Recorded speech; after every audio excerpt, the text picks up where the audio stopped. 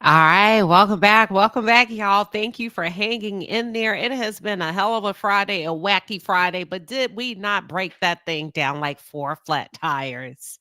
This is part two of the explosive confrontation of the Braxton season two. Listen, I don't even have the energy to explain. You had to have been there. And when I tell you, honey, we cook so hard over here in the palace as it relates to what we just finished talking about. I think Toni Braxton got me, y'all. I think they got me. They shut me down.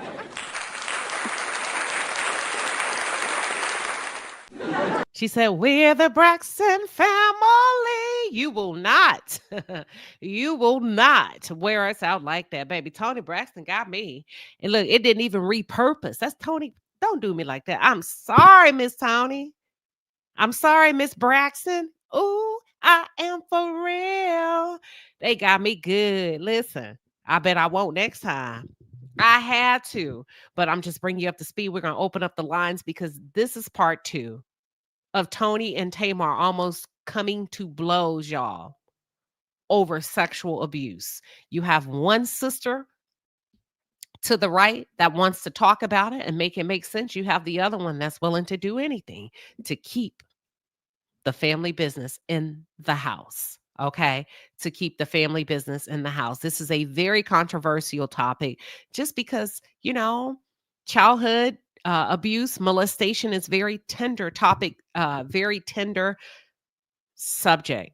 And as I started off the first video, my words to you are this video, part one, contains sensitive topics, right? But we did a really good job of examining the psychological and the behavioral traits of the Black experience, what you should do, how you can better support your family members in time of needs. And the worst thing you can do is pretend that it didn't happen, which is what we're seeing in real time as it relates to the Braxton family. Okay. If you or someone you know is affected by abuse, childhood abuse, please seek help. Call a therapist, call 911, but do not sweep it underneath the rug. So that's where we are. We ran down season two trailer. We also talked about what happens when your family is your legacy, but your family is also your pain? And it seems like for Tamar, over a number of years, she's been a scapegoat. Now that we know what we know now that we didn't know then, Tamar has not behaved or reacted the way she has with her family for nothing. We talked about how they weaponized her abuse, ambushed her in the session with Ayana Van Zant. Tamar did not know that was going to be shared. She herself has only shared it with two people in the world prior to that event. Prior to that, it was one person in the world. She hadn't talked about it, and they took it and they used it as a storyline.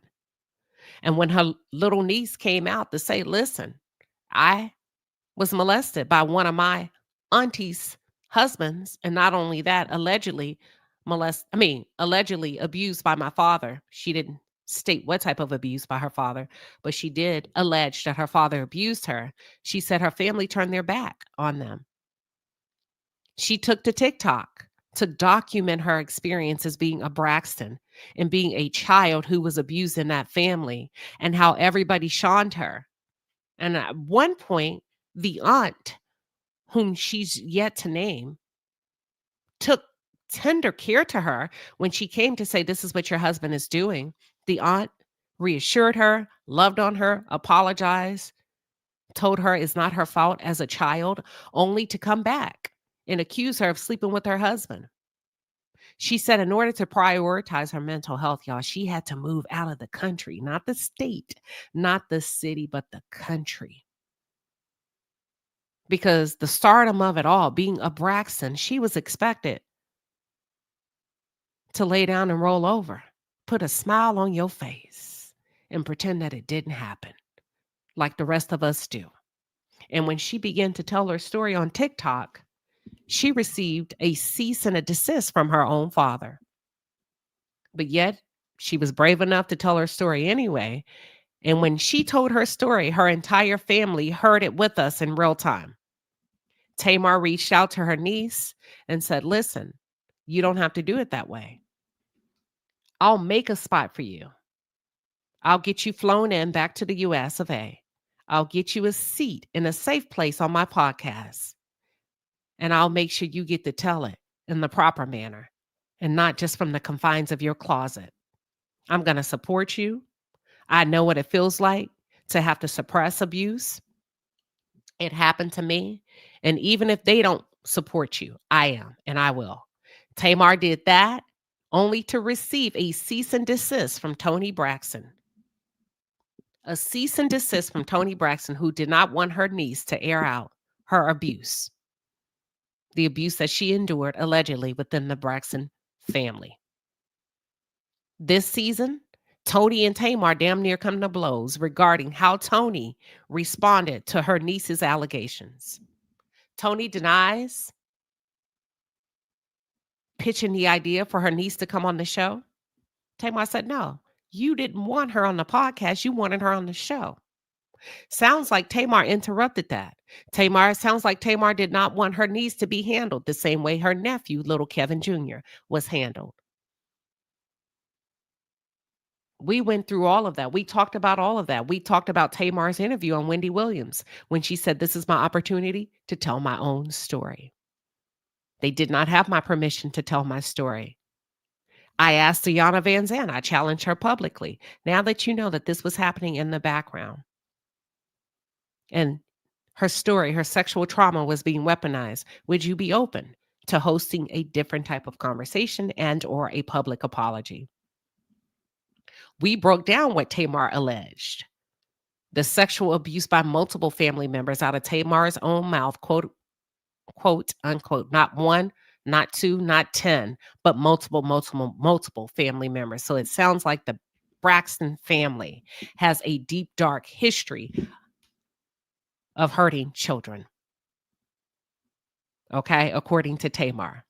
It seems like this behavior has been swept under the rug by the women, and the little girls and or boys are expected to be quiet and protect the men.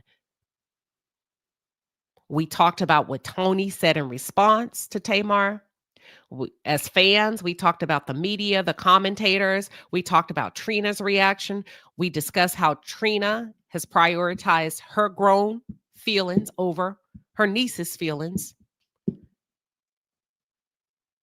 We rolled out the clips, and now we're at the part for reflection and critique from the audience. That's you, those of you that are tuned in. We're going to open up the lines. Due to the sensitive nature of the commentary, we want to make sure that if we assess it, we address it. So I'm going to ask that if you do come up, that you refrain from using personal examples of your own trauma. I am not a clinical therapist. I do not have the proper support to be able to aid and guide you in that conversation. But if you would like to have a reaction to what we're talking about regarding the Braxtons, how they're handling this and your thoughts on that, I would like to give you 30 seconds to do so. Okay? I just want y'all to come up and then drop right back down. I'll place the link in the chat, and remember to refrain from using personal examples this time. Yeah, we want to make sure we do this conversation due diligence. We're here just to formulate a community and a healthy dialogue around it. You know, what we're talking about today. Man, such a great conversation. And I'm shocked that Toni would go to the lengths that she's gone to try to make Tamar out to be the villain and the bad guy for bringing this history of sexual trauma in their family to the forefront. It is just crazy to me. Crazy, crazy, crazy. Welcome, Fruit Gummy. What are your thoughts on today's conversation? Hey, Queen. My thoughts for that. I just think it's a shame. Clearly, this is something that's deeply ingrained in that family in terms of what happens in the house stays in the house. Also, wanted to share that in the young lady's lives, she did talk about the quote unquote abuse that her father had, that he had some drinking, that there was some verbal things that happened between him and his wives. So that could have potentially been one of the reasons that he also sent in a cease and desist. So I just wanted to add that additional context. Okay, say it again and say it slow. Say it again. Sorry, I was trying to say my 30 seconds. The young lady, when she first came out, she told about how her father was a heavy drinker and that he had had a series of wives. And him and his wives used to get into like really bad verbal arguments, that some of his wives would use racial slurs against her and her sister, and he wouldn't do anything about it. And that he shielded it a lot because of his career and being a nurse. So I think that's why he sent the daughter a cease and desist, because she had also shared about what it was like growing up in the household with her father. Oh, okay. And that's okay. Gotcha, gotcha, gotcha. Wow. Okay. Um, Let me think for a second.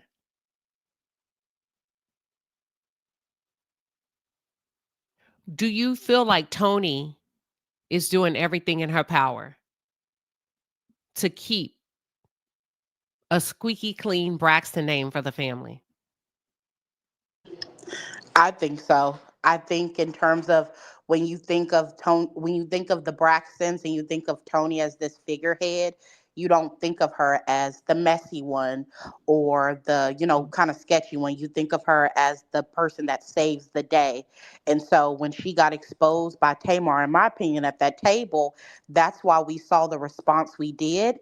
She typically plays a I'm cool and calm kind of character, but the moment that Tamar started to say, well, no, you're the one that wanted her to come on the show, that's when we saw her blow up the way she did. So, to answer your question, I don't think it's necessarily to benefit the family, but to benefit her reputation.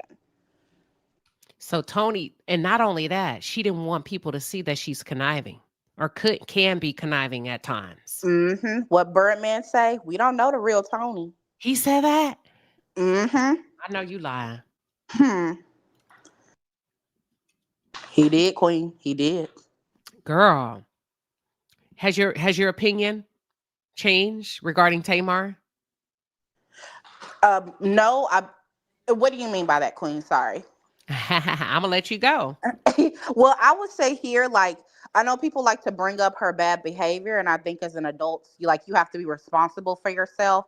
But I will say that as it relates to the family, I can see why she acts out or why she would have the bad behavior she does. Seems like a lot of things was swept under the rug in that family, and that it was all for looks. Like, make sure you come out and look good, make sure you look like you have the Braxton family values. But it seems like it was a whole lot of hidden stuff happening. And now we see the manifestation of it as Tamar and who she is as a grown woman. I think that's a great way to sum it up. My next question. Are you shocked that Mama Evelyn didn't console her granddaughter in more ways? Not at all. Not at all, because she didn't do it to her own daughter. Oh, So there you go. damn.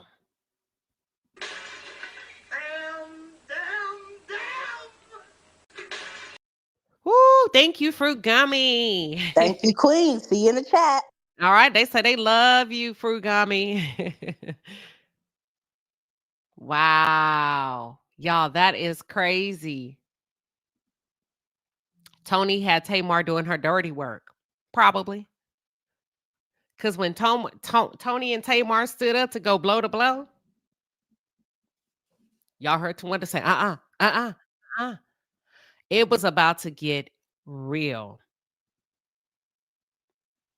Welcome, Deborah. What are your thoughts? Hi. I want to say I agree with Fruit Gummy. I think Tony is trying to protect her mom, and how probably her mom and dad, but more so her mom, because they knew stuff was happening, in my opinion, and did nothing about it. And I think Tamar is acting out because of it. She's always been my favorite. She sings better than Tony, but Tony is more marketable, so she was put out in front. That's what I think. And Tamar was too young to be put out in front, remember? Because she was younger Yeah, than that's Tracy. true. And That's Tracy true. got, yeah, Tracy got pregnant. So Tamar Yeah, that's true. wasn't even a teen. I think she's like 11, 12, 13. Yeah, I forgot about that. That's true. That's true. But I do And think that I think the mom is being protected. the image of the mom, in other words. So watch this. Hmm. And you got a little bit of feedback. I'm gonna mute you, and then you're gonna have to bring yourself off mute when you're ready. Okay. Okay. So that's Deborah makes a good point. Miss Evelyn may have pushed Toni to the front because she was more marketable, but the true singer with more range in the family was Tamar. Tamar was too young to be pushed out in the forefront.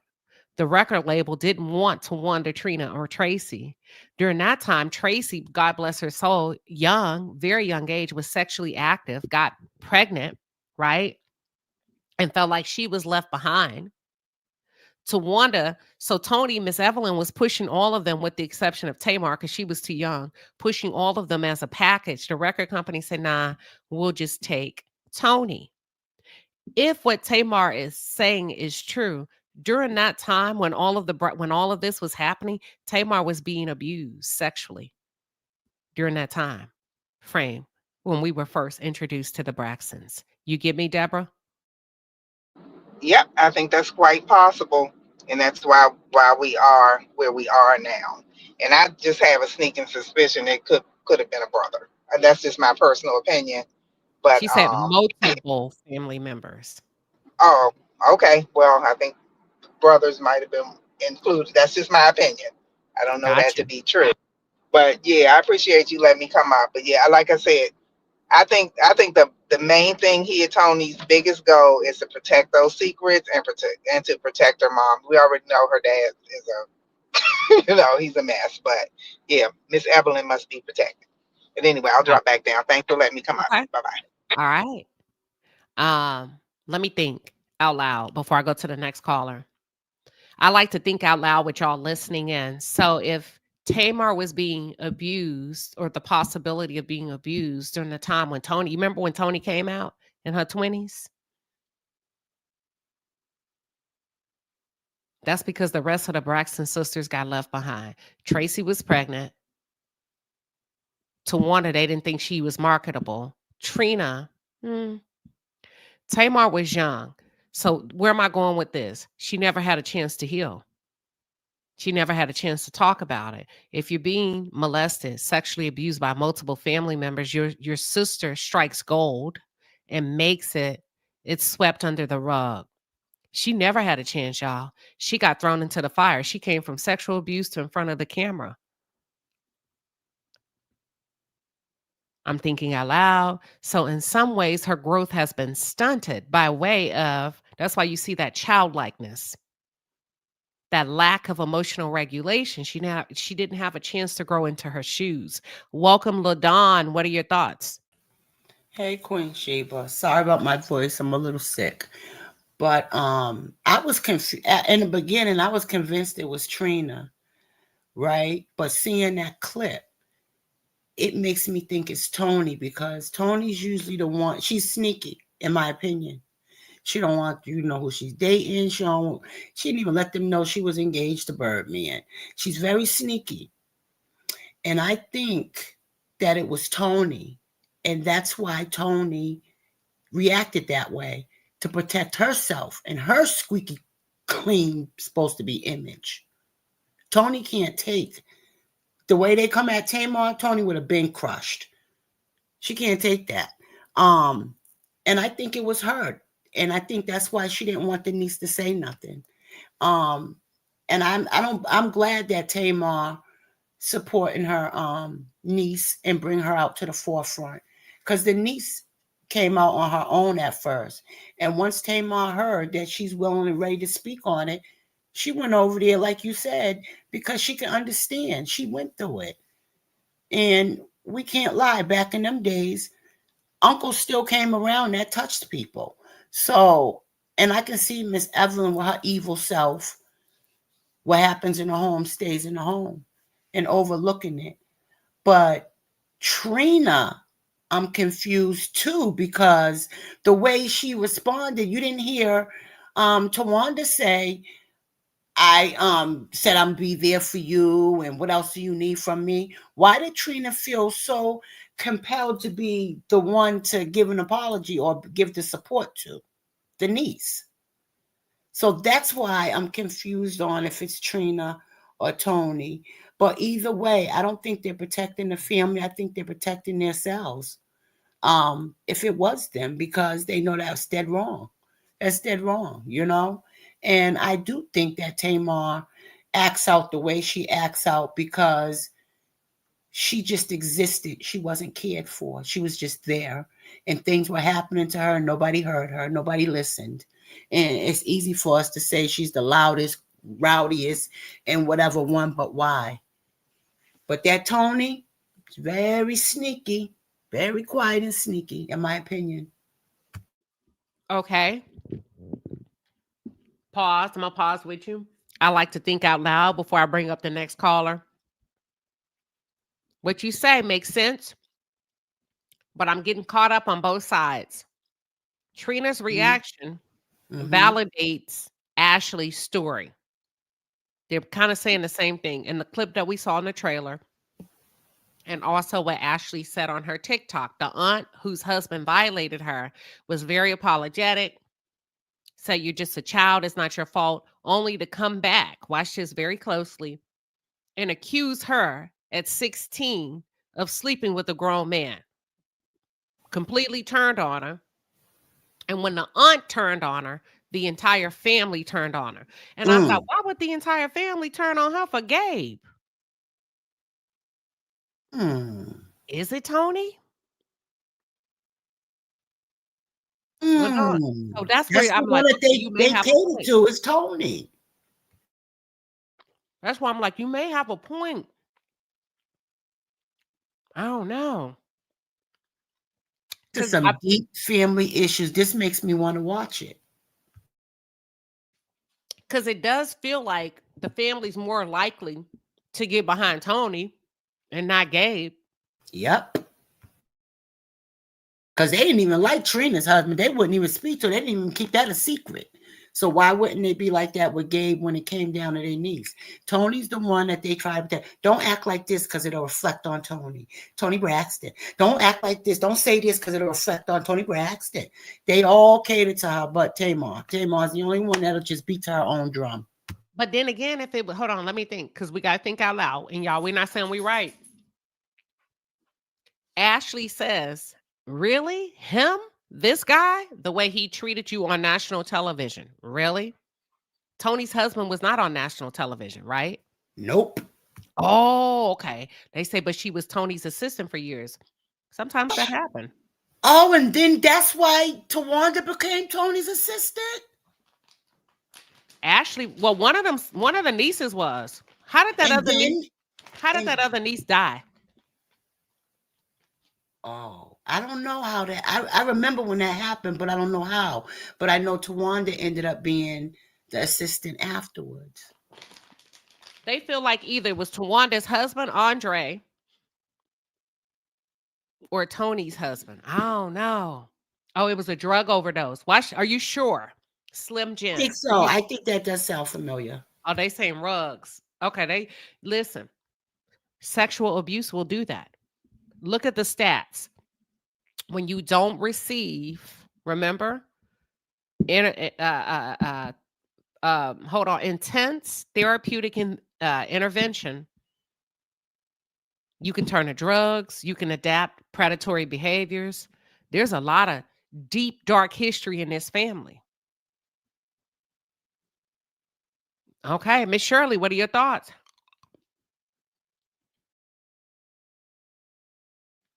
You're on mute, Miss Shirley.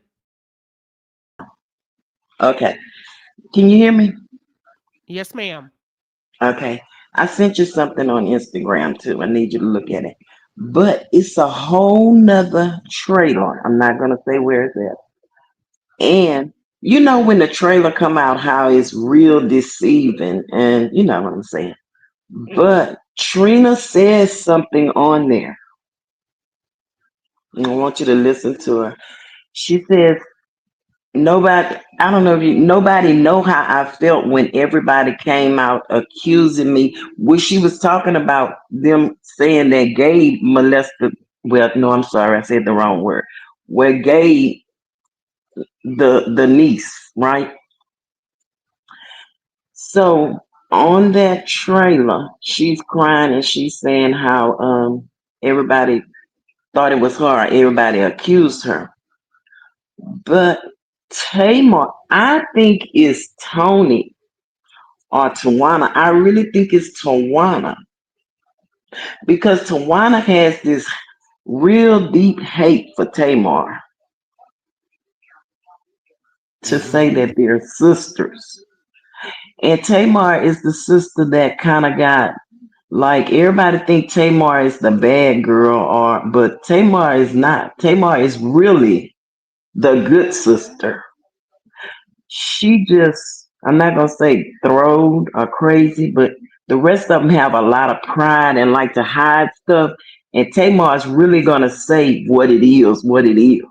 She's not gonna beat around the bush. And they don't like that about her.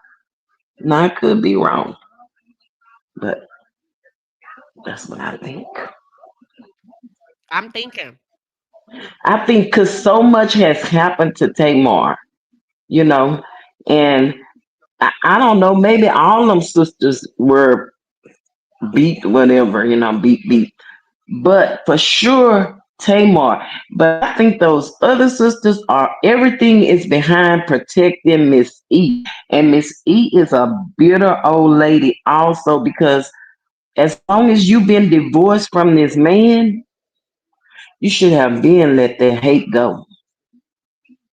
So it's something deep, deep to where I even think I'm gonna say allegedly that they father is, I don't know. But I don't know, Queen. I just think Tony is the devil though. Birdman will tell you that. Mm-hmm. Tony something. Tony Let me think. sneaky. But Hold on. yeah. I like to pause and think out loud. Y'all give me a couple of seconds just to think.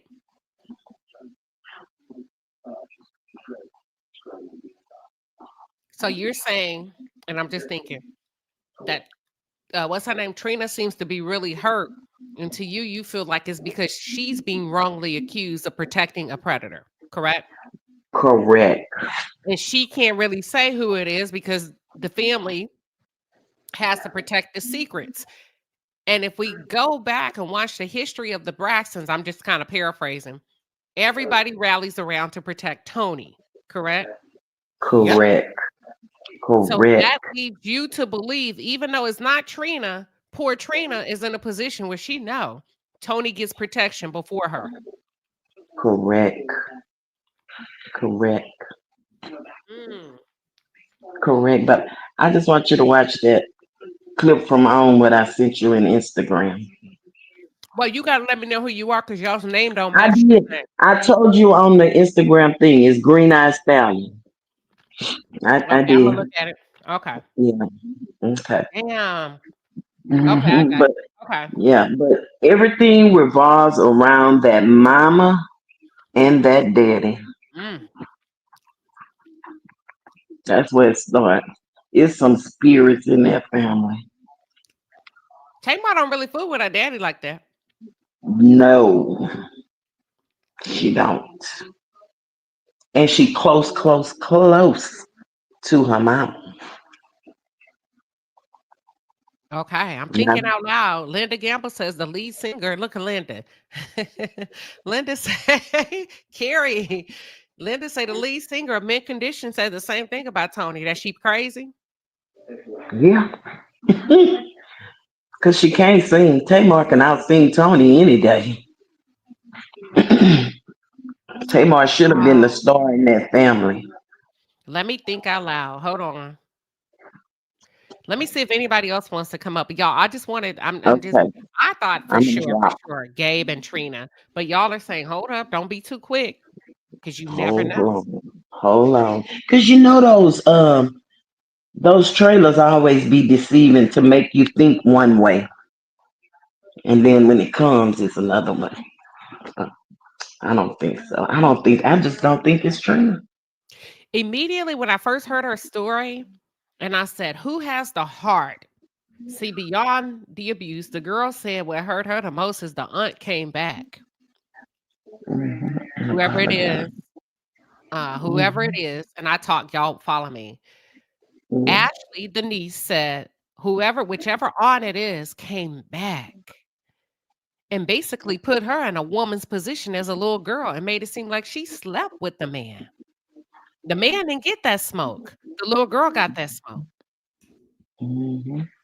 Who would whose person don't say nothing right now. Just think out loud. I mean, for those of you in the chat, whose personality will put that on a little girl? Don't answer right there right now, panel. Chat. Let me see what the chat is saying. Of the Braxton sisters, we know this, we know it's not Tamar. Hold on. How y'all know it's not Tracy? Kevin. Because they don't like him. So they would have They been don't like wanting to say it. something, right? It wouldn't protect him. But the little girl did live in the same town with Kevin, because don't Michael and Trina, Michael and Tracy live, and the daddy live in the same place. Yep, they do. So that's true. And she would more like, because that was Trina, she'd be more likely spending time with Trina. I don't know. Yeah, Tracy. I just don't think it's Trina. Now And remember, the little girl actually said, and he publicly embarrassed you on TV. Tracy husband hardly came on so the show. it's 3 of Tawana's them. It could be okay, because Tony didn't bring her husband on the show. So it's a gotta few be times, Gabe. It gotta a be few Gabe, times. the one Tawanda was married to, or it has to be Kevin. The big tall bright one she was married to. What's his name? He came on there a few times. He popped Harry? up to visit. What's the singer? Harry. Not Harry. yeah, yeah. Oh no. But I don't know. It's deceiving, but it all It revolves definitely around that mama. They need Ayana fix my life again, but Ayana no, needs they to don't. start with that mama. No, I think that door is closed. I'm gonna tell you about that in a minute. But Debbie think it's Tawanda. So let's go to Denitra. Denitra, welcome. Everybody mute up if you're not talking, please. Okay. Hi, good morning, Queen and Chat. So I want to say that I kind of agree with you. I believe that it probably was Trina's husband, Gabe, because I mean we know, and nothing against some of those. A lot of those Hispanic men are, they're perverts, and so I could foresee that being him. And then also, Trina gives me, the type of aunt that a niece would want to, be around. She seems like she would have been fun, and always has something going on. I really don't see. I mean, and I don't know. Um, I don't, Tawanda, she's kind of like a stern person. Not to say she wasn't fun to be around. Maybe the kids were, ages were in close proximity. So maybe, we could look at some of those type of contributing factors and things like that. So I am kind of inclined to believe that, it was Gabe. And then on the little clip or the trailer that you showed when Tony jumped up and how defensive she had gotten. I believe everything that Tamar said about her as well. I believe that she, wanted to, um, more or less let everybody capitalize or off of Ashley's story. They're always trying to kind of, you know, shut Tamar up or shut her down and things like that. So I believe everything that Tamar said. And then I can also identify with her because that's the role that, I kind of played in my family dynamic for a while. Sometimes when you're the loudest person or the most vocal, um, people they hide behind that. That gives them reason to not, take accountability. It's like, there you go, look at her, there she goes, she's starting, but they'll miss the whole entire message. I don't believe that the family is ready to kind of move forward because Mhm. in order to progress forward, we would have to be transparent, and I don't believe that all the players are, Okay. willing to do so. So real quick, just answer this. You think it's who do you think it is? Tony? I think that it's Trina's husband. I think Okay. it's. I think it's. I think it was Gabe. Okay, she thinks it's Gabe. Thank you for coming up, Denitra. I'm going to the next caller. That was Denitra. She thinks it's Gabe. LaDon, you say you think it's Tony's husband? I think it's Tony. Okay. All right. Let me go to the next caller. I got C Map It. Yeah, y'all be nice. And then I got Eve up next. C, welcome. Hi. I'm coming because I have followed this story for a while, and I also just have a really good memory. So a couple of things occurred. First, I don't know if anybody recalls the episode of the Braxtons where it was outed that Gabe was having an inappropriate relationship over the internet I with remember. someone. Okay, so when Ashley first speaks, she talks about the conversations that were initially had with this person were over the internet. So that's Mm. the first connection. If you also Oh, look at the wow. age that Ashley would have been, she would have been 16 around that time. Tony and Carrie were no longer together. Tawanda and Andre were together in name only, and she was good with Tamar and Vince. As far as Tracy and Kevin, there was really no mention of them about that. But the big scandal was him basically sexting someone. He was sending inappropriate messages to someone. And then when Ashley tells her story, she talks about how she started to receive those inappropriate messages and she brought those messages to the aunt. The aunt who would have been the person she would have brought those to would have been his wife, which would have been Trina. Trina states in this trailer, I think this is the other trailer someone mentioned where Trina says, they don't connect at all. We don't know what all she says, but in the trailer, she says, I told her, I'm sorry that happened to you and that should not have happened to you. But if there was more that she wanted me to do, then she should have come to me, Yes, which, I hold on. I played that trailer and we got kicked off alive. So we okay. played it, but keep So, going. yes. So Trina is telling that to Wanda, I believe. That's problematic for a number of reasons. As someone who was molested myself, it is never on the person who was victimized to address, even though Ashley is an adult now, the adults in the room about what occurred. So that let me know right there she wasn't really willing to handle the situation. So also, when Ashley told this story in her TikTok comments, people were naming all of the different sisters.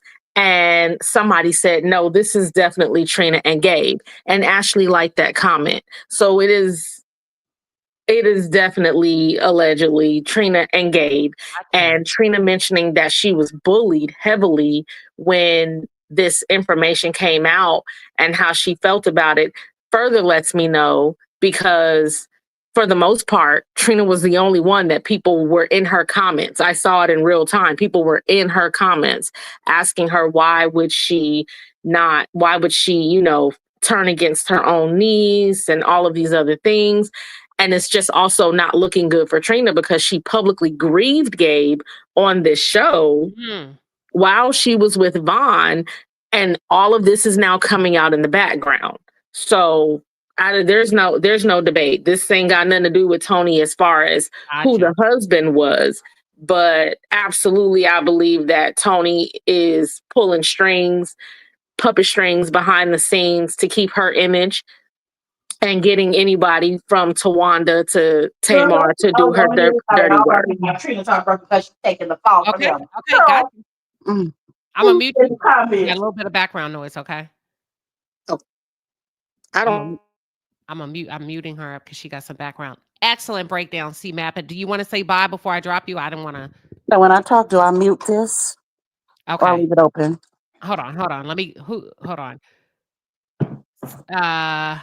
Yeah, There that we go. wasn't me. That was somebody else. Oh, okay. That Okay. came- Okay. No, thank you for coming up. Thank you for coming up. That was an excellent breakdown. okay. Bye. Okay, perfect. Yeah, she broke that thing down. We're gonna go to Eve. Eve, I saw you shaking your head, and Coco Lee, you're up next. Eve, what do you got? Front of me was right about everything because I just did my live, but I seen that you was live, so I came back to your live. I was just watching clips of season 3, episode 13, when they were sitting down with Dr. Sherry. The mother has put all of her burdens and hate towards the father onto the girls. She literally sat there and argued with Trina about the back and forth in the family dynamic. And she gaslit her the same way that Toni Braxton gaslit Tamar in that clip that's going around on the internet that's coming up on this season here. She told Tamar, "Oh, so you trying to say I didn't have your back?" Tamar never said that to Toni. She never said nothing about not having her back. What what Toni did was try to change the dynamic of the conversation because she wanted to get off that topic.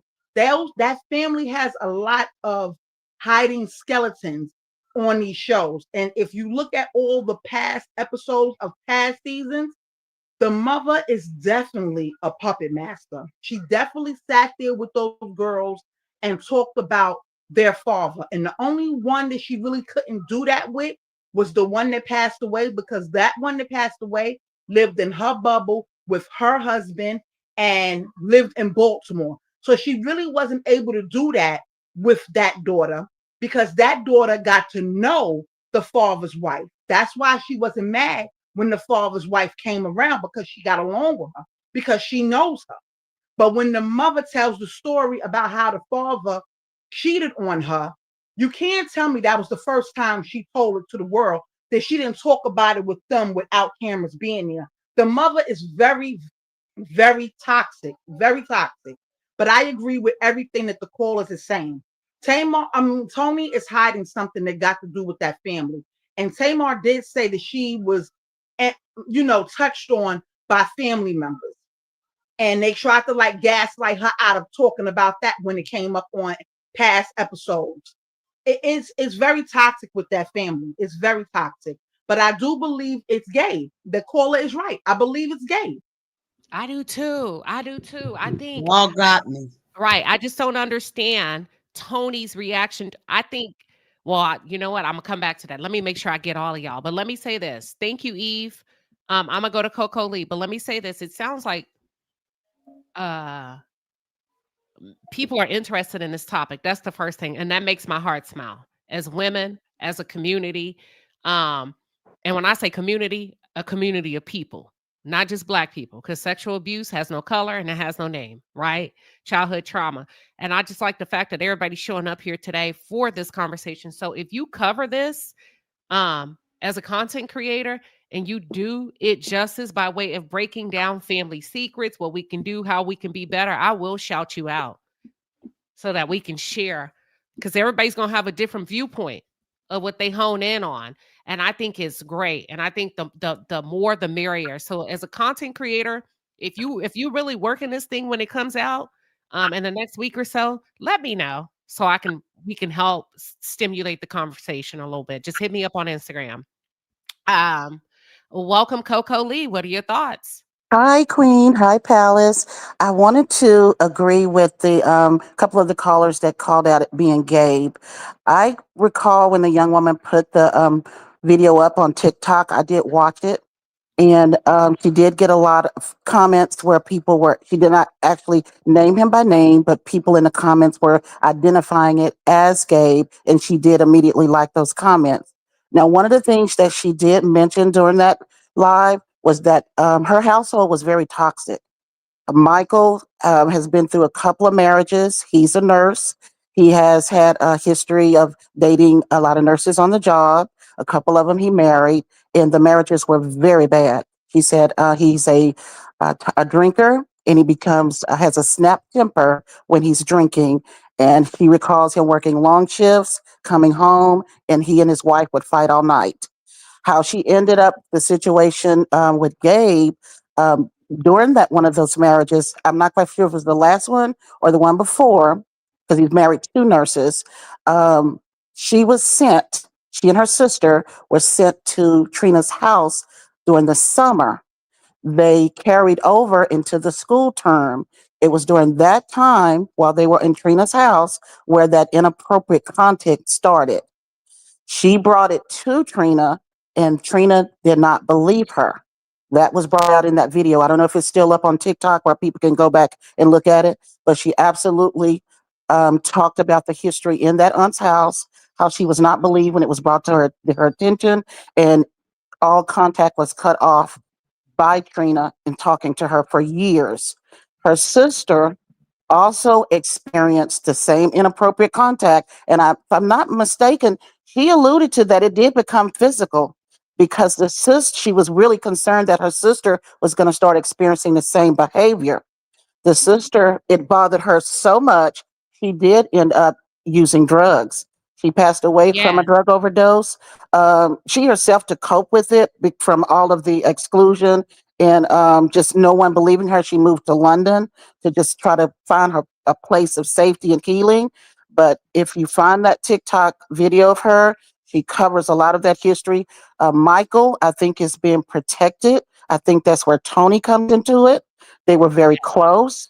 And I Yeah. think the cease and desist came from Toni and from Michael. Michael. And remember at the same time, Ashley received her cease and desist from Michael. Her dad. And And that took Tony that. sent Go ahead. one to Tamar. So Tony Mm-hmm. calls Michael Mikey. So Mm-hmm. Mikey and Tony Mm-hmm. worked together to shut down Tamar, giving Ashley a voice to talk about her abuse. Yes. Block it. Because his Okay. household was terrible. She Okay. she talked about how bad he was, and that he has a snap temper out of this world. She said, Real and it. quick Mm-hmm. before I go to the next caller. Mhm. Okay, was Lauren younger than Ashley? Yes. And Ashley, you're saying okay, I got two things. So you're basically saying that what you gather, Ashley fears that something physical uh may have happened between Gabe allegedly and her Hmm. sister. Yes. Got it. Oh, okay. Ooh, Trina. Ooh, And Mm-hmm. if we look back real quick, if we look back at the history of when the shows first started, Trina and Gabe's relationship was horrible. She was carrying on with a bandmate, and he was in the world wilding out through the computer. Both of Yep. them had very promiscuous activities outside of the marriage, and then they tried to do the come together thing where they were going to renew their vows, I and she remember. discovered he was back in that cyber world because I think he had a cyber background of him. That's how he was meeting up and being. She said it was a emotional relationship, but he was a real philanderer, and Mm-hmm. he crossed boundaries with those girls, Mm-hmm. and the younger sister just couldn't handle it. She mentions that in the why she thought her sister had such a problem of not being able to be sober. Okay, Mm-hmm. okay. I'm gonna go to the next caller, but let me think out loud before I Okay, pass the mic. Hold on, y'all. all righty, bye bye. Oh, thank you, Coco Lee. Dang, I was gonna say something. I was trying to piggyback off what Coco Lee was saying. Hold on.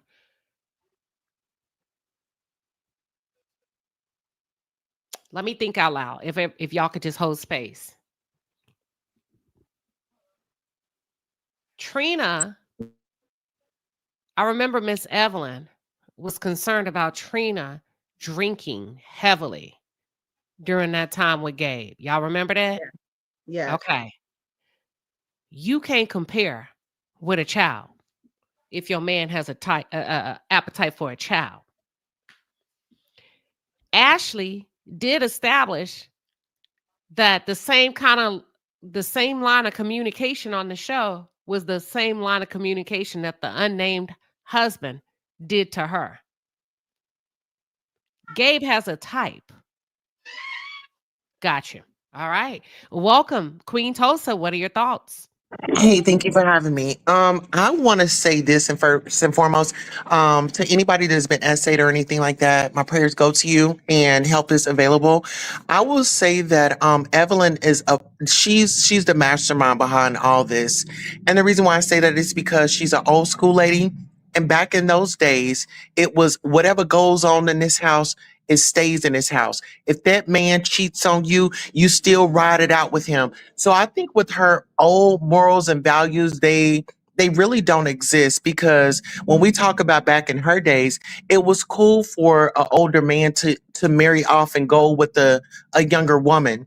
And I feel like with Evelyn sharing her experiences with her daughter, she traumatized them. That's something that they can't get out of their mind. And if you are a parent, please do not talk negatively about your partner.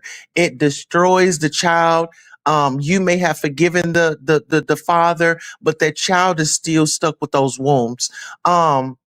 When it comes to Ashley, I didn't feel like she would get a lot of support anyway because I mean, look at her aunts, look at their dating lives, look at they're always going broke. I mean, it's very much so dysfunctional. And I feel like when they bring those therapists on, it's a laugh in our face. Oh, let's just go ahead and do it for the cameras. We ain't gonna give it all we got, but it's certain things that we're not gonna talk about. So I feel like how can you get the help when you can't be honest? Anytime you're going for help, be honest so you can reap the benefits of that session. I I'm said what I thinking. said. No, no, that's good stuff. Hold on. Okay. You say you felt like they weren't going to support her as aunts, correct? Correct. And the reason why I feel like they wouldn't is because Evelyn already poisoned their mind on Mm. how to keep things secret, how to keep this from the world. And, oh, you don't want to mess up your reputation. Anything come out like that. And, don't make the family look bad because then it'll interfere with your money. But y'all already been having money problems, Let me ask. allegedly. Okay. Okay, let me ask you this before I let you go. Okay, we're just talking out loud and thinking, why do you think Miss Evelyn, women have been cheated on, but the level of hate and vitriol that she has for that daddy, even in old life, why you think she can't let it go? Because he allegedly did with what Trina's husband did. Because Tamar said both sides of the family, multiple family members. See, it's Gotcha. some type of secrets on that side. You know what I'm saying? Okay. But like you said, it's a grudge that she can't hold. But as a grown woman, okay, yeah, we didn't been cheated on and we didn't moved on with our life, but it's something seriously going on. Evelyn is the problem. If nobody has seen it, she's the problem. She's a matriarch of this accident. It's like the bus is flying from left to right. It's no it's no structure in that family. It's always excuses. I said what I said. All right. Thank you, Queen Tosa, for coming up. That was Queen Tosa. And thank you to the All right, rest of thank the you. panelists. Man, this was a good discussion, y'all. This was so freaking good. I'm so glad we decided to open up the lines and just get y'all's viewpoint. Y'all got me thinking. I'm pausing because even if it's not Toni, just the links that everybody else is going to Mm-hmm. in order to protect this dirty little secret. And the crazy part is they putting it on Ashley like it just happened today. And they know it's been running through their family for years. Thank you, Bree Prince. She said, man, this is the reason that I love, love, love your channel, Queen. I'm sorry. You have days where the shows are real and days where the shows are ratchet. Because I was ratchet the other night, honey. Thank you for keeping it real on all levels. Absolutely.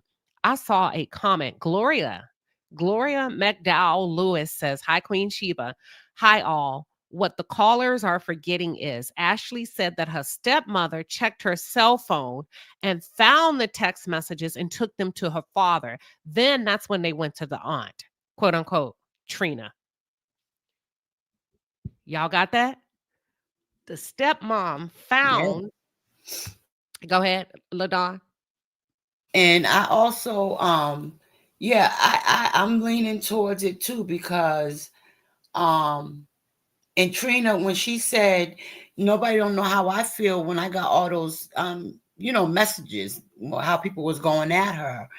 That's because after that happened, you continued the relationship with the man who allegedly, you know what I mean, to your niece. So that's where she would get slammed, and you got to be accountable. You blackballed your niece from the whole family because you're a man that you chose to still be with and around. That's why they hated him so much. Yep. Damn. Let me think something. Hold on. This is where my mind went because I think it was Coco Lee that came up and said that Ashley feared that he actually crossed the line with her sister and took it there. Sister was a weaker vessel. He took it there, perhaps, okay, which may have led to her drug use and possible overdose. Because when people harness or host trauma like that, there's never enough drug. There's never enough alcohol. There's never enough of whatever they're using to cope, right? Had it not been, according to Gloria, let's look at, so we got the Lauren sister who may have been impacted in a way that she's never spoken about. Now, if you look at what Gloria has on the screen, had the stepmom not found the text messages, there is a strong possibility that he would have had that young girl. Yep. Damn. And yeah, Yep. he wouldn't have stopped with her. He would have been a silent predator. But here's the problem. And here's why I think this is a great conversation. See, that type of predatory behavior existed in the Braxton family before Gabe come along. If you don't address it, if you don't stop it, you invite other predators to come in. It's almost like you a mark of the beast. They know, oh, this house is where I can go feed and host my darkness. What are your thoughts, Eve? You're right, because Gabe been around that family for a long time, even though he wasn't none of the boys' father. And he was a IT tech, and he did have a scandal on the internet that he did with a female or whatever. But Ashley definitely said that the stepmother is the one that checked her phone, and that's how everything broke loose. So I agree. Damn, this deep though. Mm-hmm. And then they And keep handing the baton. Huh? Go they ahead, had Eve. multiple they had multiple therapists on that show. If you go from season 1 all the way to season 7, when it first started. Because I forgot Dr. Sherry was even on the show. Let's go back. Because somebody say therapy don't even work unless you're going to tell the truth. So if we go all the way back, y'all, we finna watch this. Tamar said multiple on both sides, Miss Evelyn's side and Mr. Michael's side, multiple predators, abusers, right? Based on the behavior of all the women, I wouldn't be shocked if they were all being sexually molested as children. All of them have very, very, very complex relationships with men. We can start with Tawanda and that first husband. What's his name? I The one forget she his left because name. he didn't want to work. According, Right. I know which one you're talking about. I forgot his name. Right. Then she goes to one that's overly masculine, in my opinion. She went from Andre, who she could emasculate because she was pretty aggressive with Andre. And now she's with Mm. this other guy. I don't know him, but I can pick up on vibes. He's gonna put his foot down. Okay, that's the first thing. Then you go to Tamar. If you think about, damn, where was I going with this? Tamar had Vince until she became too rowdy and he couldn't. Tony had Carrie until he couldn't. Trina was with Gabe. Whatever they had going on, they left and came. Well, she was with another man before Gabe. Mm-hmm. That would be her boy's father. Then she got with Gabe. Then she got with this one. And then she was being very promiscuous with her bandmates. Mm-hmm. If you think about it, all of these women were broken from the get-go, never had a chance to be in healthy relationships or formulate healthy relationships. Even Tony was a financial predator to Carrie. Mm-hmm. Then you have Tamar with Vince. Tamar was rude and disrespectful. But Tamar was with somebody else before Vince, because she talked A about it and she rapper. said he was abusive towards her. She never said who, but I remember they said his name. Mm-hmm. And then we have Tracy and Kevin had a tumultuous marriage, so much so. And I'm gonna tell y'all don't read between the lines that Tracy didn't want Kevin to get shit when she died and left it all Mm-mm. to Kevin Jr. Mm-hmm. Because that whole scandal with, she didn't know if he had a secret baby on the side. Even if he did, when a husband and a wife come together, and if they make sure at the end you don't get nothing, there was a level of distrust. Mm-hmm.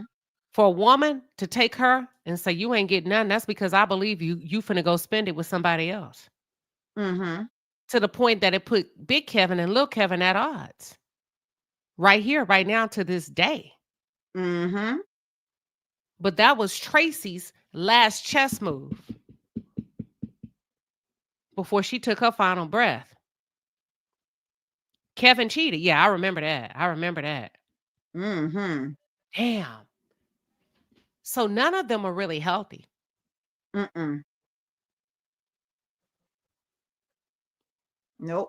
And then they got in front of the world instead of healing their wounds when they first started receiving therapy, they never really healed nothing from the first season to now. They never really fully talked about anything. I watched the clip in season 6, episode 13, and that was the episode with Ayala. And Tamar had that big breakdown and she apologized to everybody and she told everybody what she was apologizing for. And she had that big breakdown and it should have had a breakthrough from there because the father was there, the mother was there.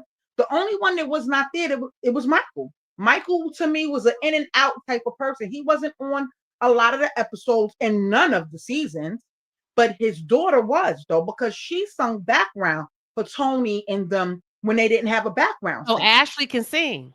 Yes. Watch this. Hold on now. I'm just thinking out loud. Now I know why he didn't want to be on the camera that much. Because he's abusive. Mm-hmm. Looking over his shoulder. I always thought that was funny too, that Mikey didn't want to join family dinners, no family nothing. Let me ask you this. Do you feel like the father may have engaged inappropriately with any of his children? Big Mikey? No, Okay. no. Because in that therapy session, he went first and then he apologized to his girls and he felt like he didn't have the support when him and the mother divorced. And that's because the mother was painting them against him. She would always talk bad about the father and the father wife and how he cheated on her and everything was about her and she was the victim. It was like she never did nothing. She tried to blame the father for everything to the point where Tamar broke down and started crying and told the father that she apologized for not being there for him. The only one that was there for the father was Tracy. And that's because she lived in Baltimore. Her and the father go from house to house. That's how she got to know the new wife. And the mother got upset with Tracy because it was like, why do you want the new wife to not come around? I don't understand what's going on. He's Miss married. Wanda. That's her Everybody is name. saying they Miss moved on. Wanda.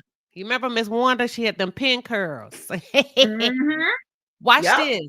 Hold on. So wait a minute. When you remember when Toni Braxton got her deal before they had the deal, they was all trying to sing and get a deal. Was Miss Mm-hmm. Evelyn divorced then from Mr. Michael? I think so. Okay. And because of her difficulty to allow the girls to establish a healthy relationship with their father, she may have prevented him from being able to protect his daughters from being sexually abused. Mm-hmm. So when y'all Yep. are yes. Go ahead, LaDawn. Bingo. That's right. I That's knew right. we was Because gonna get she, down to it. We just gotta talk through it. yes. And she also is the reason why, like the caller just said, that they didn't have a relationship with their father. She turned them away. And and the brother, sorry. You fine. He can bark. Y'all, so here's the thing. That's how you gotta talk in your family when there's trauma, just like we doing right now. You sit down, you talk. If you need more time, you do what I do and say, hold up, let me think. I just need to think out loud. Hold on. You may not resolve it in one day, but the fact that you're sitting down and talking. Go ahead, LaDawn. And I also think that Mama Evelyn is feeling guilt. That's why she lives with Tamar, trying to do everything Tamar want her to do because she's parenting out of guilt at this old age. I believe that because she sticks with Tamar. That's who she lives with. Mm-hmm. So she sticks with Tamar because Tamar had the most damage done to her sexually by Right. multiple family members. And Mm-hmm. she didn't Okay. protect her own daughter. So now she's parenting out of guilt to this grown woman, this grown, broken woman. Mm-hmm. I'm Yep. looking up something. Hold on, Because y'all. she's been living with Tamar since season 1. from when it first started.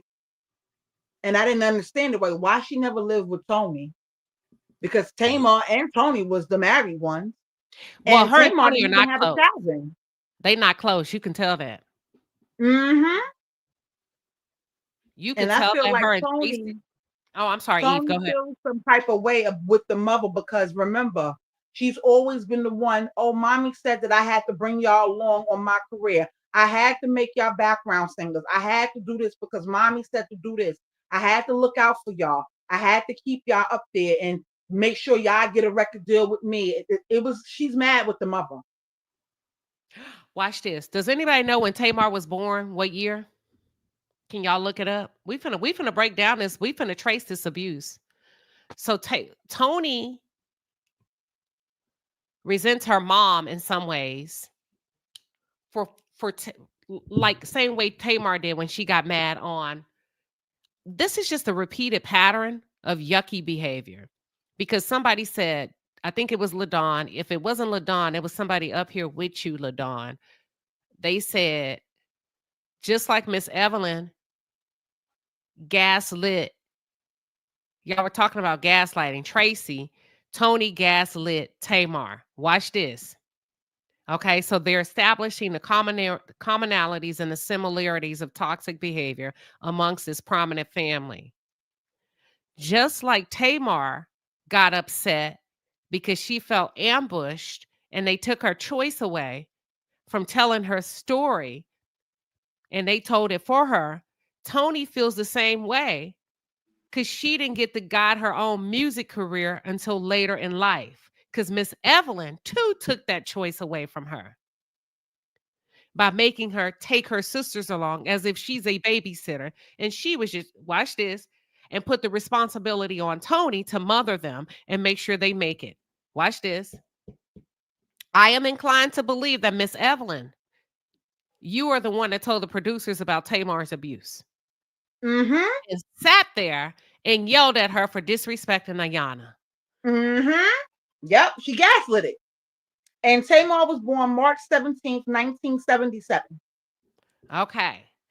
12 years. Okay, 77, 78, 79, 77, 87. When Tamar was 12 years old, in 1989, Toni Braxton first signed a record deal in 1989 with Arista Records as a part of her group, the Braxtons, with her sisters.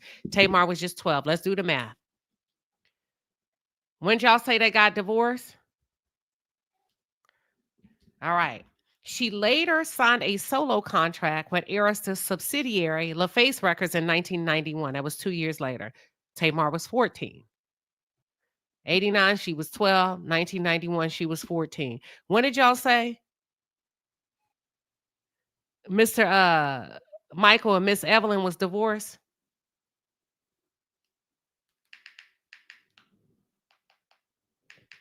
Hold on, I'm gonna look it up. They were divorced. I know y'all lying. It ain't no excuse. They said they was divorced in 2000. What? I thought it Y'all was fact check earlier than me. that. Go ahead. What you say, LaDawn?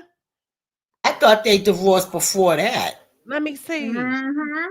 Can somebody fact check that? You know, we like facts over here. Y'all, we finna wait a minute now. Hold on. They said 2000.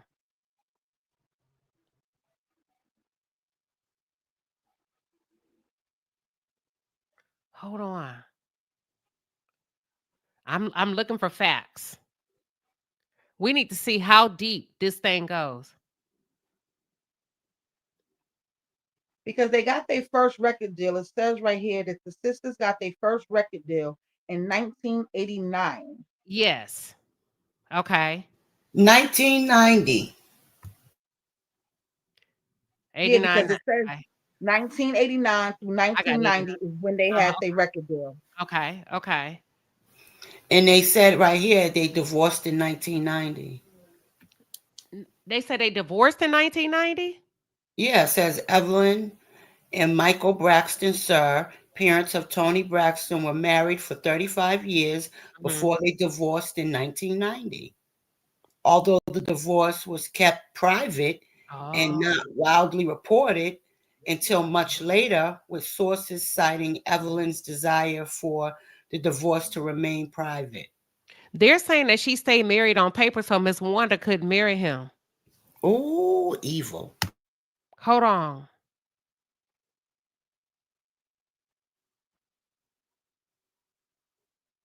Hold on. So, oh,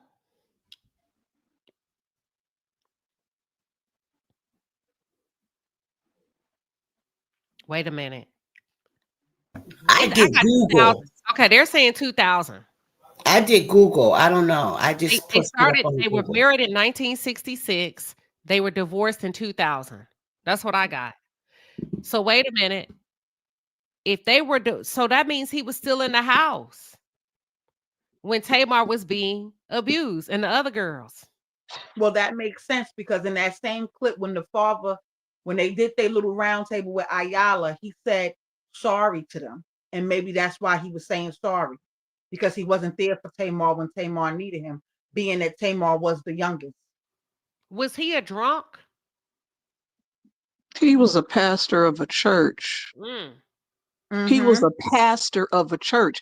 They got divorced in 2000 because I remember this specifically because it was such a rough situation. She was best friends with that hoe that he married. Hold She on. was She was best friends with friends with her, Miss Wanda? yes, and he left her when he decided it was, he wanted to be with this woman. And this is when Tony had already came out.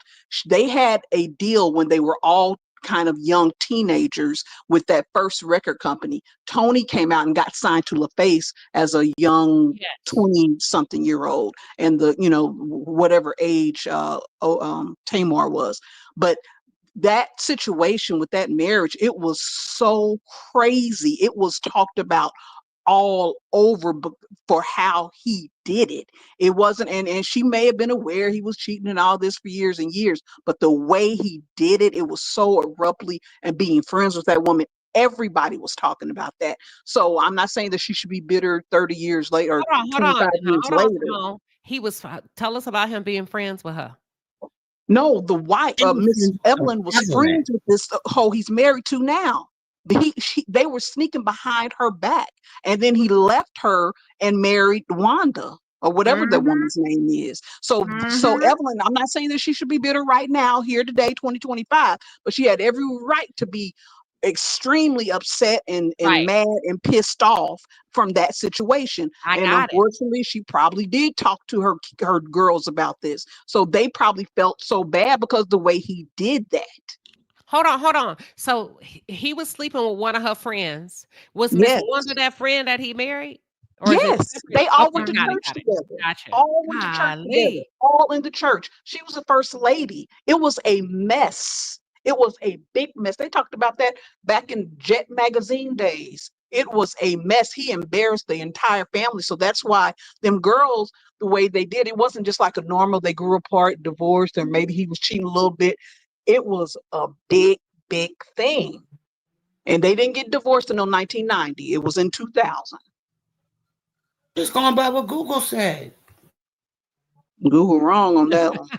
LaDawn, that's how we talk over here, like sisters. Ooh. Look, because LaDawn Go. said, And another question: do we LaDawn, we think just talk that like that that. Daddy Braxton may have done something? Because I find it hard to believe that they were married all those years and he just mute on everything. And I understand, I agree with y'all about Evelyn being a strong-willed woman and runs them like whatever. But Hmm. he's a grown-ass man. He was a leader of a church. That's I true. have members in my family that we have, all the men on my dad's side are very good men, and they all have strong-willed wives. But at the end of the day, they all grown men, and they speak up when they want to speak up. They let their wives handle a lot of things, but when they got something to say or don't want to do whatever, they gonna say it and they gonna do it. So that's why I get so frustrated. That's why you probably see me in the chat spazzing out. That's all 'Cause I'm right. like, I'm used we to it. just not talking about this man who was in the household. It wasn't like he was across town or in another city. He's just as much responsible for whatever happened to Well, because Tamar and those hold on, other because girls. Tamar said she went to mama them and they didn't help her. Mm-hmm. Hmm. Yeah, but I mean, what about Daddy? Why didn't she go to Daddy? Or She, was I he the one think doing something? I I think mean, well, Daddy was I'm out just and saying, about allegedly, allegedly, gallivanting. I allegedly, think allegedly. I don't want to put nothing on him because we haven't okay. heard that, but I just find it difficult that he's never brought up. It's like this whole big nose man was in the house all that time, and no one talks about him. He just let I Evelyn run got the you. ship. Well, kind of. Miss Evelyn makes it hard, and I get you. I understand what you're saying, but let me tell you why she makes it hard because she shuts down anything about him. So that's how mm-hmm. she acting in divorce. I know goddamn well she was something a force to be reckoned with in that house. Mhm. They Now, had to when that, kick her out of remember when the show first came on, when it first way back, what, 10 plus years ago? That first season, that scene with them at the lunch table, and she talked about he spread it low and something. What remember that big Yeah, iconic he hit scene? that So table. I She hit think that that was table. still, yeah, she was definitely bitter. Now I can't say, hey, I agree with you. I No, think she she probably was bitter still back then. If bitter. you listen, hold on. Eve was about to say something, and remind me what I'm about to say about the snow and her being bitter. Go ahead, Eve. I'm sorry. because even in one of the episodes with Dr. Sherry, they had to kick the mother out the therapy session because they really did. Even down to Tawanda said in her confession, we didn't really need mommy here because with mommy being here, we can't really get out everything that we need to get out. And in that episode with Dr. Sherry, Tamar wasn't in that episode. Tamar or Tracy was in that episode. It was only Tawanda, Trina, and Tony. Okay, this is making sense. I'm a piggyback. I'm thinking out loud, thinking. I used to watch the way Tracy used to look at her mom, and it wasn't very loving. It wasn't Mm-hmm. very loving. It wasn't hateful, but it wasn't loving, like a adorning Right. eyes, soft eyes. Now it makes sense when Tracy said, I used to get shamed for being pregnant. It was Miss Evelyn that was doing the shaming. Mm-hmm. Mhm. It was Miss Evelyn because the girls were on the road. So it was only Miss Evelyn at home with you. That's number one. The other thing is, Simone, I think Miss Evelyn, and I think she's a beautiful lady, too beautiful to be that damn mean and honorary, in my opinion. Mm-hmm. Too beautiful to be that mean and honorary, right? However, Mhm. if you go back to the episode where the girls went to that old house where they lived in, y'all remember that? Mhm. Mm. And they start saying, you remember how mom made us line up? Miss Evelyn was the author and the finisher of their faith in that house. Mm-hmm. So when you say why, Miss Evelyn was the one that was like flowers in the attic, mommy dearest. Mm-hmm. You gon' sing whether you want to or not. You gon' take your sisters with you whether you want to or not. And a couple of times she's done that in their adult years. She made them line up in that very episode that you talking about in front of the house and start singing church songs outside. Yes. Mhm. And so that's why I think the women struggle, even in adulthood, with their identity and who they are. Because mama has such a strong influence. I don't even, there Mhm. are moms that will overshadow a man's presence in the house, that he Mhm. become a shell of himself. It happens, y'all, in real life where she won't let him in. Mhm. Oh, it happens. But like I said, he's an adult. He wasn't, slow. He had a voice. I do agree I with what think you're he saying. I'm checked not out. disagreeing, but I'm just saying I find it hard. My mother is like a Miss Evelyn, and trust and believe what I stopped listening to. I'm an adult now. I'm not letting her run nothing over here. Nothing when it comes to how I feel about certain things. And they are adults too. So they can choose to either run with, sticks behind their mama or stick behind their daddy. I think what messed it up initially, now at this point, they should be, well, I won't say over, but, through therapy and whatnot.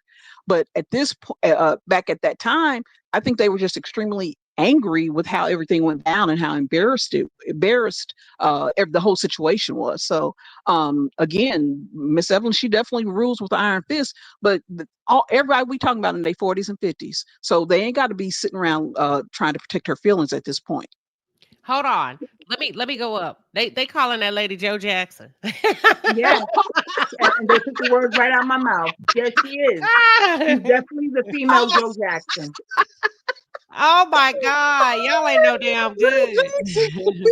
I was like, wait a minute, what is this? But even in that episode with Dr. Ayala, when it got to Toni, Toni said, if it wasn't for us being sisters, I would not be your friends because I hate y'all at times. Mm-hmm. And Miss Evelyn, it's almost like she shamed Tracy for being a teen mom and then made Toni babysit like she was a mom. Mm-hmm. But they were still married at that time. So you think the father wasn't in on that too? He couldn't, Simone. That's what I think. Miss Evelyn's personality. You remember when the girls I remember at that dinner when she slapped her hand down, he spread it low and something wide. You remember Spread it wide. they were trying to make peace. They couldn't even approach the conversation without her throwing a fit. Yeah. Yeah, I think Miss Evelyn was like Joe Jackson, pretty much Evelyn Jackson. Now that you say that, if you think about all the therapy sessions and all the roundtables that they had that Miss Evelyn was at, it always erupted in an argument. Yeah. Always. Yep. And even Miss Wanda, I mean, look, I don't condone cheating. I'll be the first one to get out there and advocate. I ain't gonna even lie. At that point, as old as they was, I felt bad for Miss Wanda. As mean as Miss Evelyn was being, and Miss Evelyn was the one that got cheated on. Mm-hmm. I know that's the hard part. Because she acts like something else sometimes. So, but yeah. And he's still married to that lady. So Miss Evelyn had a lot to do with why he went outside of their marriage. I think so. I think she was mean and honorary, but beautiful. Mm-hmm. She was trying to be the man. And sometimes when the woman is trying to be the man of the household, when there's a man in the household, it doesn't work. And many of them women back then, a lot of girls say those women back then wasn't raised to be soft. You hear a lot of them daughters say, oh, we didn't get loved or hugged or touched or told nothing. You were a workhorse. You were pushed out to get married and have babies, cook and clean, and that's it. Well, she didn't scare him enough. He went out there and cheated and left her as. Well, see, hey, y'all, I had to come back up. This is CMAP it again, because something that people are leaving out is that Miss Evelyn was a minister as well. And she helped to build that church. She helped to build and grow that church. So when he did what he did, it not only blew up the marriage, but it blew up their livelihood. Because if you've cheated, not only with, someone, we're both ministers in this church, you've cheated, but you've cheated with someone who was close to the family and everyone knows it, like that will fracture a church. Watch this though, CMAP, and I want you to keep going. Also consider during that time, being a female pastor was frowned upon. Yes. Yeah. So she couldn't really be that female pastor without a male pastor also by her side. So that was it for her. Like that would have been the end of it for her once they could no longer minister that congregation together. Then that's effectively it, because you're right. Back then in those days, and I say those days, but we're talking about the 90s and 2000s, which is crazy because I was a kid, but still, it doesn't seem like it was that long ago. But you didn't see as many female pastors or ministers as you may see now. And so I think the bitterness comes not just from the fact that he cheated on her and who he cheated with, but she says, like, she mentions that she helped to build that congregation. And to be quite honest with you, she probably is the main reason why it grew the way it did. And what I have noticed in women who are more aggressive in their relationships is because they don't feel that the man is stepping up to the plate. So she probably did the bulk of the labor, but he got the glory. So then for him to do it the way he did it and blow it all up, and now she can't do anything, for herself. Now she has to pour all of that energy into the girls making it. The girls have to make it. The girls have to make it. The girls have to make it, because what she had for herself is now gone. And that's why she told Tony, you got to take your sisters with you. She made Tony Mm-hmm. do it But throughout her go career. back to what I think Eve said it. Somebody said that Miss Evelyn was trying to compete with him. So, or was maybe one of y'all said something about her. I said it and somebody co-signed it. Maybe she dominated him in the house. And now you Yes. competing with him trying to be a minister when you know they didn't want no women pastors in the pulpit. Mm-hmm. Yep. Listen, he couldn't even man. He could man. I'm gonna be the man and you trying to be the man. Oh, I'm gonna Lord. be the father if you want to be the father and the mother. I mean, but if you man and you the leader, don't you just lead? Does somebody really have to step out of your way for you to lead? I mean, at some point we got to look at the daddy now too. It can't always be, oh, she didn't let me, or I couldn't be a man. Like, what necessitates you being a man or being Okay. the So leader or being able to be that presence in your home or in your church, right? I think she was ahead of her time because if he was doing his job the way he did it as a man, and she want to be in the pulpit with him, she want to discipline the kids with him. She want to be. I don't think Miss Evelyn wanted to be a traditional wife, and she was ahead of her time. I That's gotta, fair. gotta play devil's advocate because my grandmother had 17 kids and most of girls, and we gotta be honest. Some women are just mean, and some women are really unbearable to try to talk to. And there Mm-hmm. are some men that are not confrontational and they love a Mm-hmm. person and they just don't have that comeback because that's not in their nature. It doesn't make them less of a man because they ain't louder than a woman or they're Mm-hmm. not, some women with their mouths. I got a couple of aunts that my grandfather used to say, "How dare you try to take a man's manhood away? How dare you?" Mm-hmm. But if it I can be, believe. I'm going back to if your manhood is that fragile, it can just be taken by somebody's words. Eh, I mean, how strong Listen, was it to begin with? Not to mention, like, you can say you're non-confrontational, but if you cheat with your wife's best friend, I don't know what else you expect to happen but a big ass confrontation. Like, Well, Mm-hmm. I'm gonna say I this. think she was mean before he cheated, and that's you know. One mic, y'all. One mic. Two of y'all talking at a time. He wasn't that scared. Come on now. You cheating with her best friend and you sitting up there thinking that he ain't saying nothing in that household and Evelyn just ruling everything. Please. That takes some balls, okay? right. Because Hold that's a on. confrontation. They don't like what. Listen, Miss Mary. We got to represent all perspectives of the coin.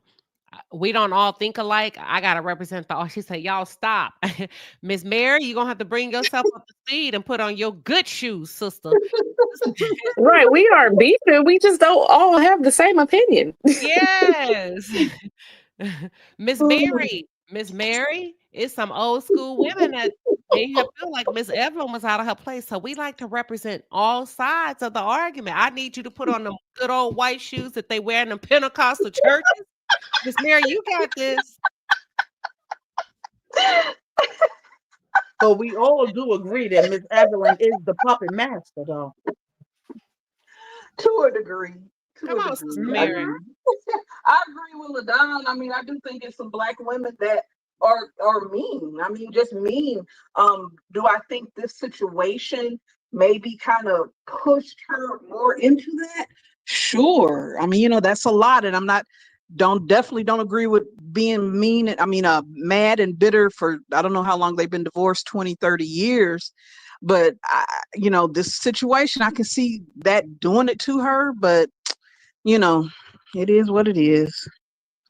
I don't blame him. I don't blame Miss Evelyn for him cheating. Cause you gotta look at what he cheated with. Mm-hmm.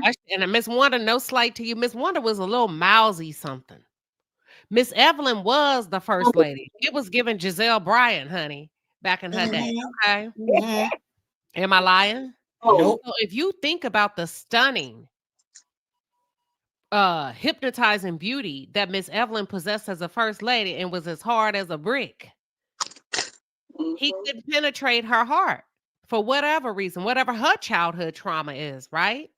So he Mm-hmm. went, and I'm not validating what he did, Cause it ain't like he cheated up. He cheated down, way down. Hmm. Oh, did way down.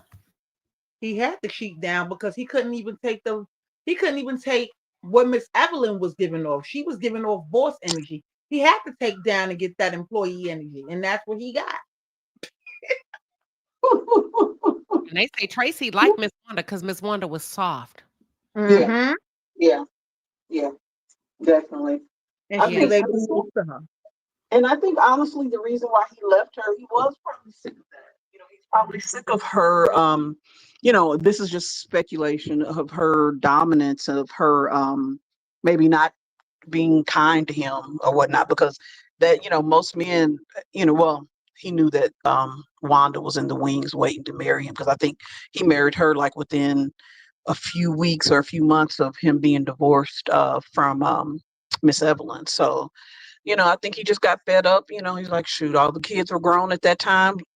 I'm bouncing. I'm out. He ain't got no child support to pay. I think he was very calculated in how he did that, because Hmm. what's her face, Tamar, was grown. So that was the last of the Mohicans. So he bounced. Who knows how long him and Wanda was messing around. So he Long was time. calculated. He's like more so. Soon as baby girl graduate high school, he gone. That's exactly Ooh. what Braxton did. And Let me say this though. I don't think he got with Miss Wanda because he loved her at all. I think Miss Wanda is a warm blanket during the mhm, turmoil in his marriage. It still don't make an excuse. It don't make it right. And some of this is painful for a number of reasons. Some of this is painful because some of you got cheated on and it wasn't fair to you. And it's also painful for some of you that got cheated on knowing you could have been a better partner. mhm, Either way, it don't make it right, but I'm just ironing out why it may be hitting the way it hits, right? mhm. Okay. Now, back in that day with them kind of men, they block too. They go from woman to woman. So he married Miss Wanda not because he loved her. Men back in those days, they need a caregiver.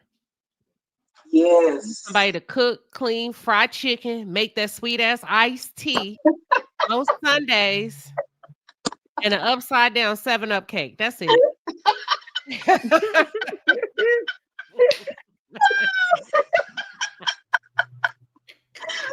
You right. Y'all go ahead. Somebody said Wanda is coleslaw. Yes. Pretty Yes, much. yes. He got a lane because he can rule that one. He can't rule Evelyn. He couldn't take her. He ruling Wanda. Whatever he said jump, she asked how high. But Wanda's getting her karma because she doesn't really get she doesn't get to enjoy being a benefactor of being a Braxton. Mhm. She's shut off because she entered that. See, everybody gets their karma. You get what I'm saying? Because you're married to a Braxton. His children are superstars. You don't get access to that part because you came in through the back door. So we have Yep. to keep you hidden. You don't get to go to the concerts. You don't get to go to the christenings. You don't get to be on the TV show. You get nothing. And every time you go through the back door, you leave through the back door. And every time they pull him, they leave you at home. Sure do. Yep. Sure do. Remember early on when they started bringing him on, the first show, and she couldn't come, and that was an excuse that he used not to be in. I think it was Trina's wedding. But then later on, I guess when he saw that money coming in through the show, he's like, okay, you go stay your ass at home. I'm going to go over here and tape this with these girls. But Yeah. remember, initially, he didn't want to, he wanted to be all bold and like, no, if she can't come, I'm not coming. But when that show popped off, his ass was sitting at that table letting Evelyn read his ass down. Yep. But I don't know. I think the bigger question now, and now I'm really curious. I want to know more about what was he doing? What exactly was he doing when all this abuse was going on? And she's Dropping and saying both throwing. sides of the family. Your granddaughters, your He was at son, church. an alcoholic. What the He was at hell? church. You know, back in those days, church used to Oh, last. No, church used to last from sun up to sundown. You right.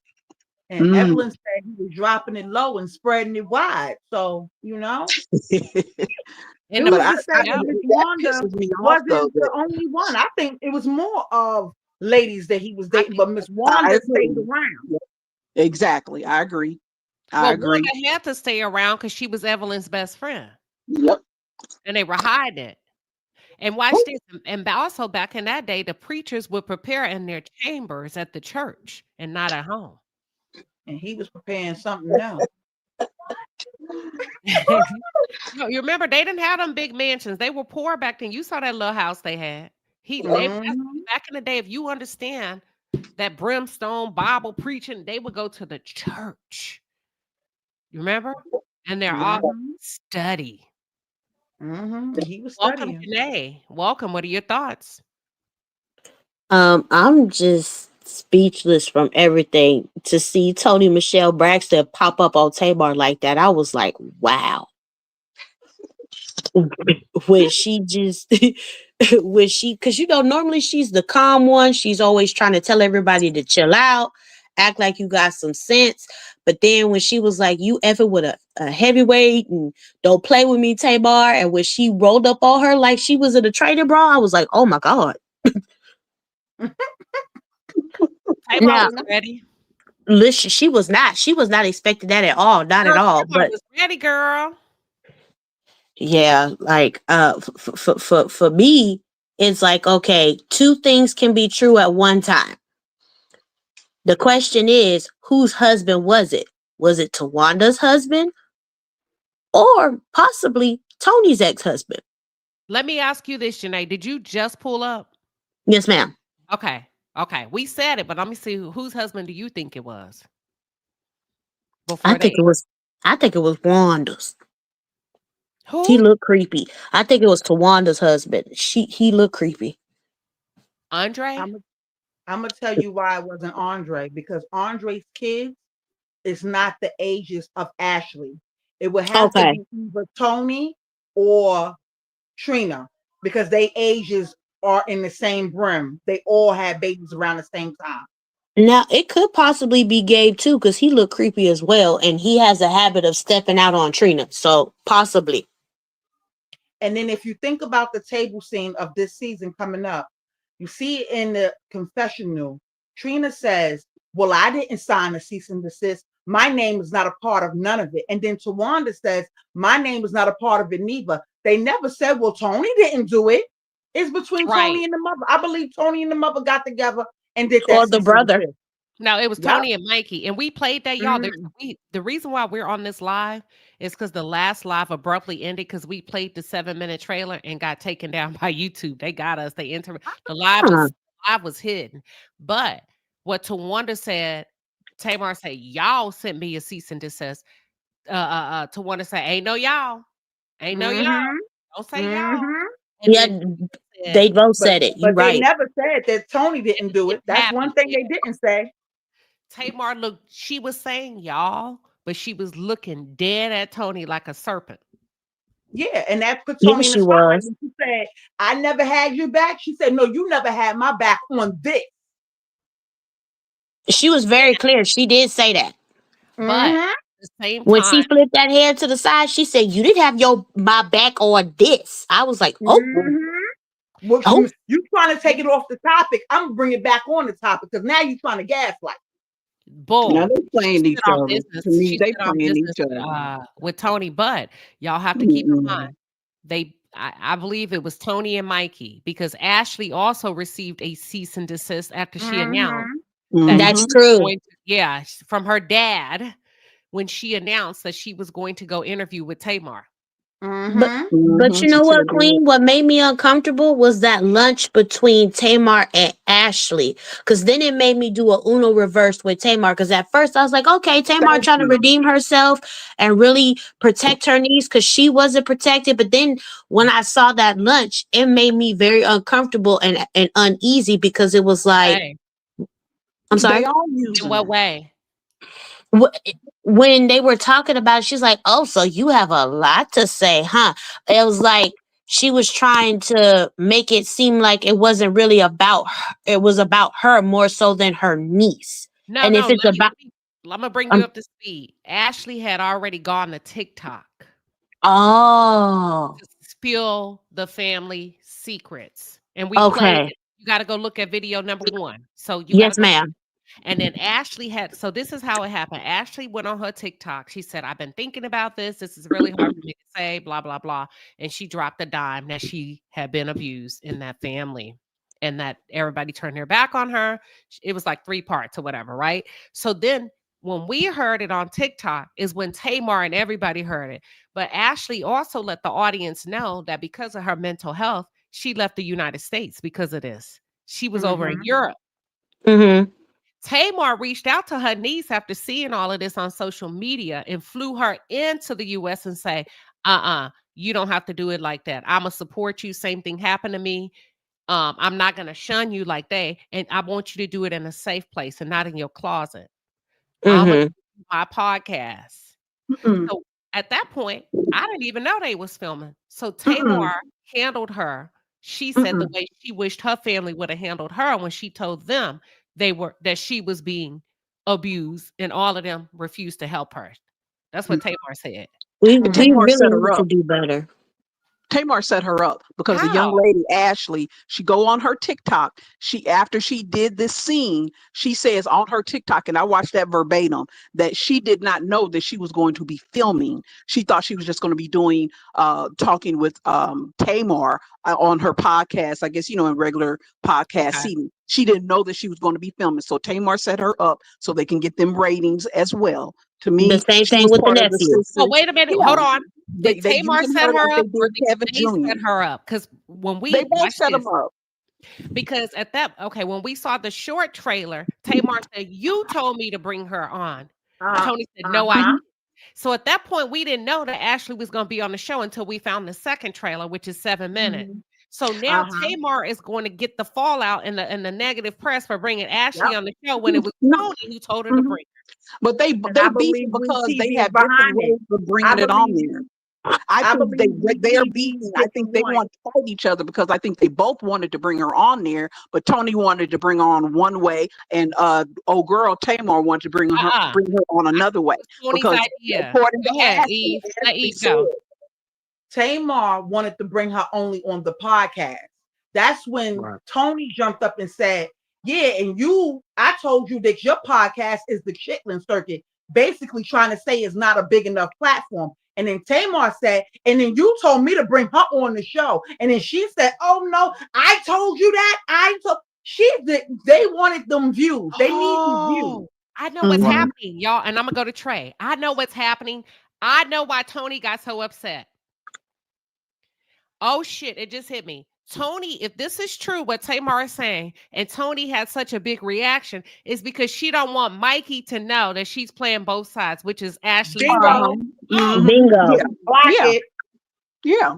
Now I agree with that. Uno. That's why she mad at Tamar because Tamar brought But it up. the one who gets the losing end of all this is Ashley. She get yes. played Yep. by everybody. She can't Yep. trust nobody on her daddy's side of the family. She got a And aunt then over here trying to tell her she wasn't coming on the show, end up getting there and she end up filming. And then someone else who and thinks they trying to help her and come together as a family. She ain't got nobody on that damn family. I think Well, they they made did the same Tamar do thing to that. the nephew. Exactly. She They I was they think never they tried. going made to have Tamar anybody do And the on her show. Tamar side. included. I don't Tamar think included. Tamar Tamar wanted ain't trying her to on the really show. protect her. One mic. Go ahead. I don't think Tamar wanted her on this Braxton Family Values. Because if that was the case, she would have told her, let's go to Braxton Family Values and handle it. She wanted her on her podcast where she can talk to her by herself because Let's control the narrative. they have that in common. But Watch I this. believe the producers and them, they need the ratings. Oh no, you can't get all the ratings on your show because your show is the Chitlin Circuit. They didn't want Tamar to have all those views over there. Okay, watch Well, this. that's So not hold that's on, not Well, what's y'all. the difference? Hold on. Hold on. I'm gonna say something. We're gonna go to Simone, then we're gonna go to Trey. Let me think out loud, and I'm gonna pass the mic. Based on what y'all are saying, so now we're figuring out Tony's reaction because Tony playing everybody in the family to make sure she keep a coin in her pocket. period. So her reaction isn't necessarily about keeping her name squeaky clean. It's about hiding her agenda so Mikey won't see that you bringing my daughter to the show. So Tamar and Ashley had that lunch before the podcast, and it seems like Tamar did not get to do the podcast because once she probably told Toni she's here, she's gonna film. Toni and Mikey dropped the cease and desist, which pissed Tamar off, and she told WeTV, "I don't want to film with them no more. If they're gonna Hello, be there you go. money Yeah. out of my pocket." Yahtzee. And Ashley, she stated on her TikTok she didn't see her cease and desist until after she got here. So but what Tamar already knew but didn't tell her. No, That's Tamar what she didn't said. know. Go look at her TikTok. Go look at her TikTok. This is what the girl said out of her mouth. Not But Ashley's first TikTok, she said that her father gave her. about this. She filmed everything. She did another TikTok. Right. That's But what she did have the cease and desist letter from her father was mentioned in the first TikTok. Yes, she said her father. So Tamar did. Okay, let me let Trey go. Let me think. Somebody how y'all said, doing "Isn't today? Tamar the EP? Tamar is the EP." I just Trey, you're wanted to gonna have to say speak that loud. y'all can hear me. We can. Can Go you? ahead.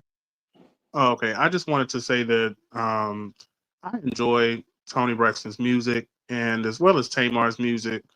But we have to just hold them accountable and be and acknowledge that Toni Braxton hates her family, but she's hating them because she sees a lot of them in herself.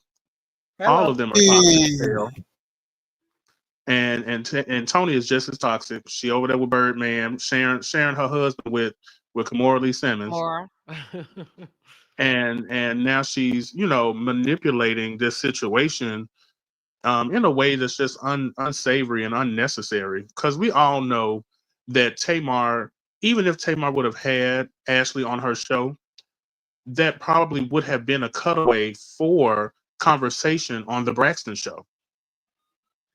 They would have shown Tamar show, and that would have gave her some type of visibility on her own show as well as the Braxton show. So Tony's trying to hold on to all of the ducats, for lack of a better word, just to kind of put it on her end. Or like you said, I can agree with you that it was a ruse or some type of way to. She's upset because she didn't want the brother to know that she's playing both sides.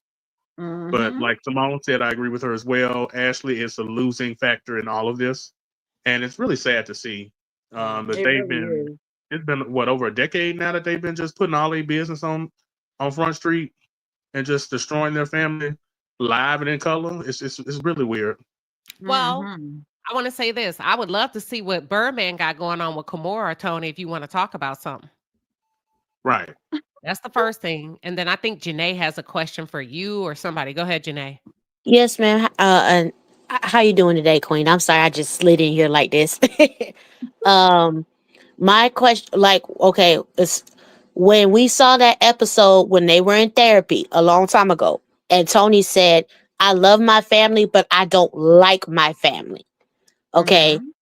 So my question is to the panel: do y'all think it's a lot of resentment that she holds towards her family because she's had to support them financially in every which way for so many years, and she's had to carry them on her back? Yep. I think Oh, it's most racism definitely. in class. I think it's She part said of in it. that same clip, she said she hates them, and if they wasn't her family, she would not be their friend. She would not be nothing to them.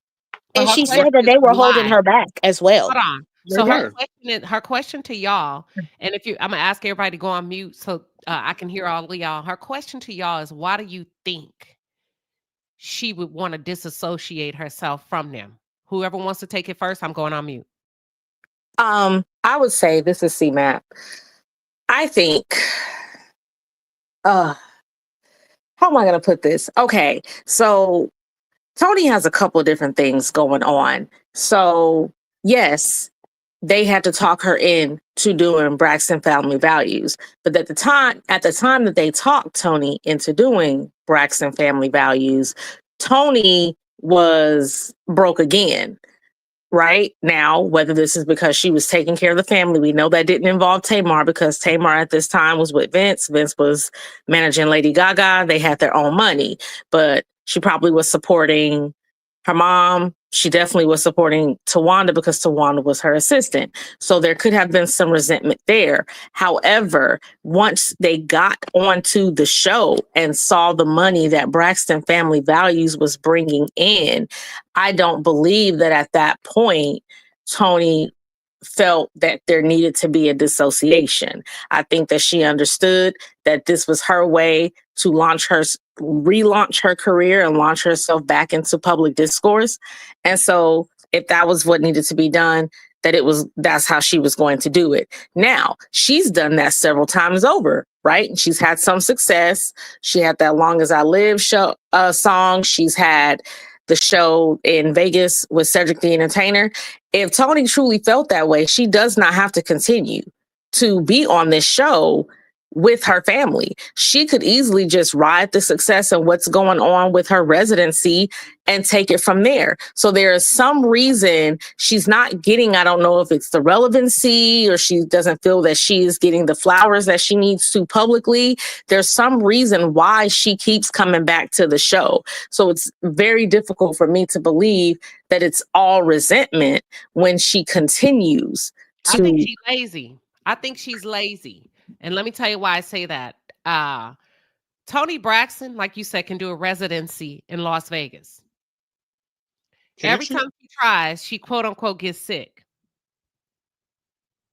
Number two, y'all remember when she was doing something on the Braxton family and she kind of her wardrobe or something?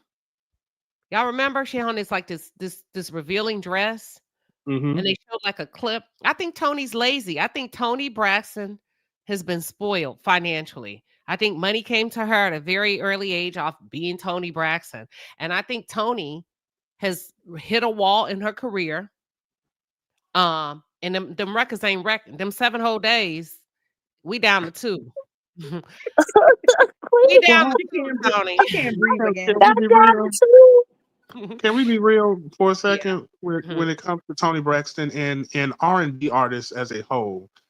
Mary J. Blige is slaving away from state to state, city to city, and her catalog is a lot bigger and more vast than a Toni Braxton. And I'm not Huh? trying to be disrespectful.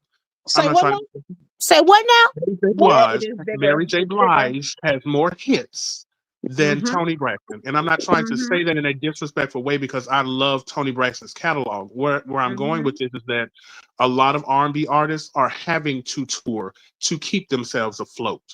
And Mm-hmm. Toni Braxton more than likely is one of them. And I'm pretty That's, sure that I can whoever is see what you're managing saying. her, Oh, one at a go ahead.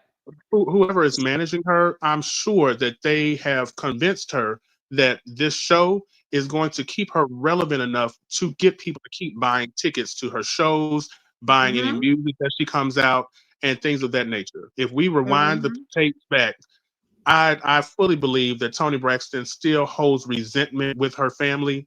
Yeah. Number one, she got her sister Tawanda that was stealing from her on multiple occasions. She has her Mm-hmm. sister Black. Tamar that, you know, has helped her out, but Tamar has a way about herself that kind of conflicts with the family.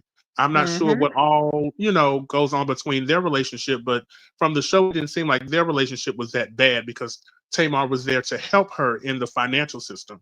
And I feel like it's that financial instability that the whole family kind of struggles with that is really keeping them in a place where they're always going to be in dissension and contention Thank with you. each other. Let me say Uh, this real quick before we go to Crystal says Queen Toni has lupus. I'm aware, but I also think when he used the example like Mary, Usher, everybody out there getting it. You don't see Toni do Mm-hmm. that. I think Toni thinks she's above it. I think she thinks she's above the working class, even when it comes to her being an R&B artist. I've never seen her just Yes. Ain't hit. I Mariah still agree. out there doing it? Yeah, Mariah You out even got there. Gladys. Right, come You even on. got You know, Gladys and working Mariah got that though. old money. Mm-mm. Everybody Mariah And out is there standing still. working.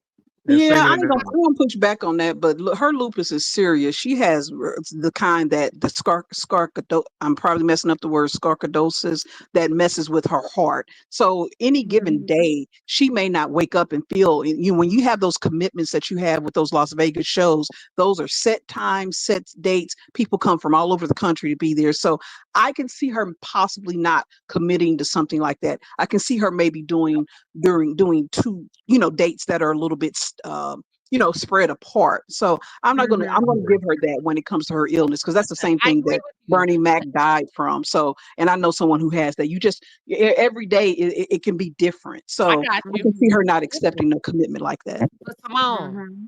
nobody's willing to accommodate that, and I get you. And you see, they won't even accommodate it because record companies have to make it worth their while, not your while. That's the Mhm. first. But they Mhm. actually That's are true. though. Yeah, So she's she's still done. touring. Someone in the comments mentioned that she canceled that other residency. I'm not talking about that residency from back in the day where she had like the heart attack or something on stage. She's in a residency right now with Cedric the Entertainer, and the way they're doing it is they'll be on for a few weeks and then they'll be off so that she Mhm. can accommodate the lupus, and that so that she can recover and not just be out there performing. So she has that Mhm. residency that it'll disappear for a while and then it'll come back, it'll disappear for a while and then it'll come back. So they're basically Mhm. just scheduling it out where she has rest in between. So, Can so I Mhm. ask why you a the hell would question, you Queen? marry a Birdman that's gonna put you in a? You know what? Financial stability. Exactly. Can I I don't ask you a Yeah. I understand can question, that. say Queen? this with Tony. She's been having financial issues going back to the 1990s. Back when I Yeah, Yeah. was when in she's signing college, checks. I So worked she was for paying for a her credit family. card company, and the managers that had her credit card, I was getting I had to be collections for them, and her name was on there as a user. And this was I'm talking about when she first, whatever the first album was. It was a Lord have mess mercy. back then, and she wasn't even Mhm. handling it. This was her management facing them. They were handling it, and collections every single month, every single month. So she doesn't have her finance situation has been long. We're talking about 30 years, y'all. Mhm. 30 That's true, years. Mhm. but LA Reid and them was robbing all their artists back then, They allegedly. were. Mhm. And she Yes. had Ask to deal with that TLC. as well. Can I ask you a question, Queen? Go If ahead. you were an artist and one of the biggest artists in the world, let's say that, and you were taking care of your family in the midst of your record company siphoning money from you to a point where you couldn't even buy, well, you would buy certain things, but it would always deplete your finances, and you're trying to live the good life as you should as one of the biggest artists in the world. How long would it take you to remove the resentment for your family if they were a part of you becoming so financially unstable that you're sitting on Oprah Winfrey's chair having to be scolded about Gucci flatware? Okay, let's Mhm. talk. Okay, so that makes a lot of sense, right? Um, and can I be completely honest? Yeah. I would be pissed off at my mom if I were Toni Braxton. I would be strategizing in the background if I were Toni Braxton, trying to recoup every bit that I've lost, even if it's to the detriment of my niece and my nephew. I am here scrambling, trying to piecemeal together a two-piece and a pepper because you fucking made me take care of them. Okay. That's why I Mhm. wish I had nothing to do with y'all.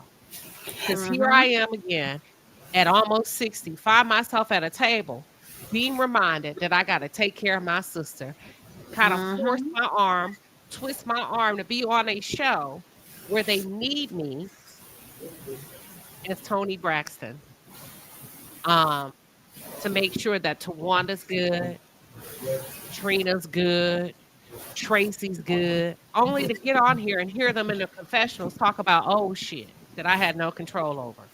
If we think, well, I got left behind. Oh, this and this and this. I want my solo career. Go do it. If I was Tony, this is what I would be thinking. Go do it. But you can't. Am I mistaken? Didn't they when Tony got signed as a single artist, wasn't they her backup singers? She Mhm. at one Yep. point for a little She bit brought them when the on the record road with came out. her. for a little bit, and then the record company said, "We're done with that shit." But keep in because mind, she her was still mama paying pushed for that. all of them. She was paying. They were coming out of her check too. The Yeah, but background then check. the Mm-hmm. record company, if you go back and listen to them, the record company put a stop to that. So when Mm-hmm. she signed with the other companies and she wanted to handpick them, first of all, I never thought that was a good look for them to be that fucking grown when the Braxton Family Values came out for them to be singing backup for in their 40s and stuff for Tony. Let them young That's girls what have that. Tamar used to say. Facts queen. Facts queen. That's why Tamar stopped singing for her, and Tamar went off and did her own thing. She said, "I'm not going to be Yeah. singing for you forever. Is you crazy?" Remember, Tamar is the only one that, at a young age, that went out and got her own contract. After the group, she went out and it was the first one that branched off and got her own contract at a young age before Vince. And Trina and Tawana are still, what do y'all call it? Doo-wop Backup girl. singers. Doo-wop. Do Do up wop to girls. that Yep. wop. Whatever No, Tony no, says, they're they not doo do. wop girls. They still need the Braxtons, Tony Braxton, to survive. If Oh you yeah. really look at All of Vaughn, them do, really. hold on. Vaughn, if you look at Vaughn, the only reason why he ain't doing Trina worse than he is because she's a Braxton. He makes reference Mm-hmm. to her family all Yeah, the he kind of time. stuff. If you look at the Mm-hmm. man that Tawanda just married, he's with you because you are a Braxton. You get what I'm saying? And you need this little piece of that show. They are still trying to capitalize off of this at over 50 something years old. Trina don't really have a lucrative career No, that we know of. because what happened to her bar? She never really talked about her restaurant, her bar. And then got pissed off when Tamar gave her honest feedback about the food. But Mm-hmm. you know what, Queen? It goes back to that one conversation when Tracy was still alive, God rest her soul. They were all sitting down and Tracy was like, "Where the steak at?" And Trina had read Tamar down like a Dr. Seuss book and told her that if it wasn't for Tony putting our name on the map, nobody would know who we were. And I say bullshit because Tamar was coming. She was just 12. And I think that was wrong for Mm-hmm. them to weaponize that. She was just a kid. Right. I can see what you're saying. Yeah. Now Trina, and this is no shade. Like I said, I don't have a problem with any of them. Trina couldn't take the ball and run with it with that. You remember that song she did? Mm-hmm. Let it go home. But she even went off and Like did. you so She crazy. even went off and did marriage boot camp without her I sister. love She you, still Trey. had like a little I love you fizz too. with marriage boot camp and on there with Kevin and everything. The Oh, other yeah. two didn't. But She Queen, mhm.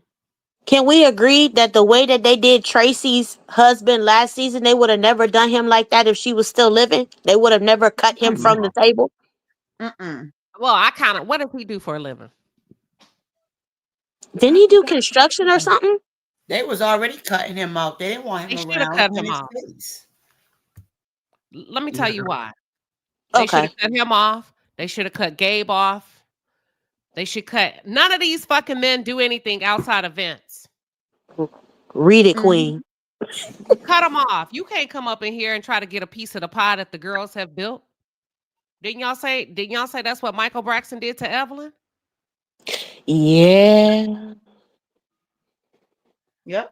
Take your grown ass somewhere else and go find another camera in a warehouse to work in. You can't just sit up under all these girls' work and ride their coattail and then have the nerve to cheat on them. Bye. Mm, mm, And mm. that's true about all their husbands. They all riding the Braxton coattail. Mm-hmm. Well, they said Kevin had a job. Gabe had a Yeah, he job. had a Gabe made a job. lot of money. Gabe Gabe had did? a good job. He did. Okay, okay. But he Well, still he wasn't didn't worth a change damn. his mind being cut off, did he? He didn't really have a strong reaction to it. Yeah, he had money, but he No. was too busy trying to take Trina's. Yeah. Mm, Yeah, he wasn't worth a damn, but he did have a good job, allegedly. mm.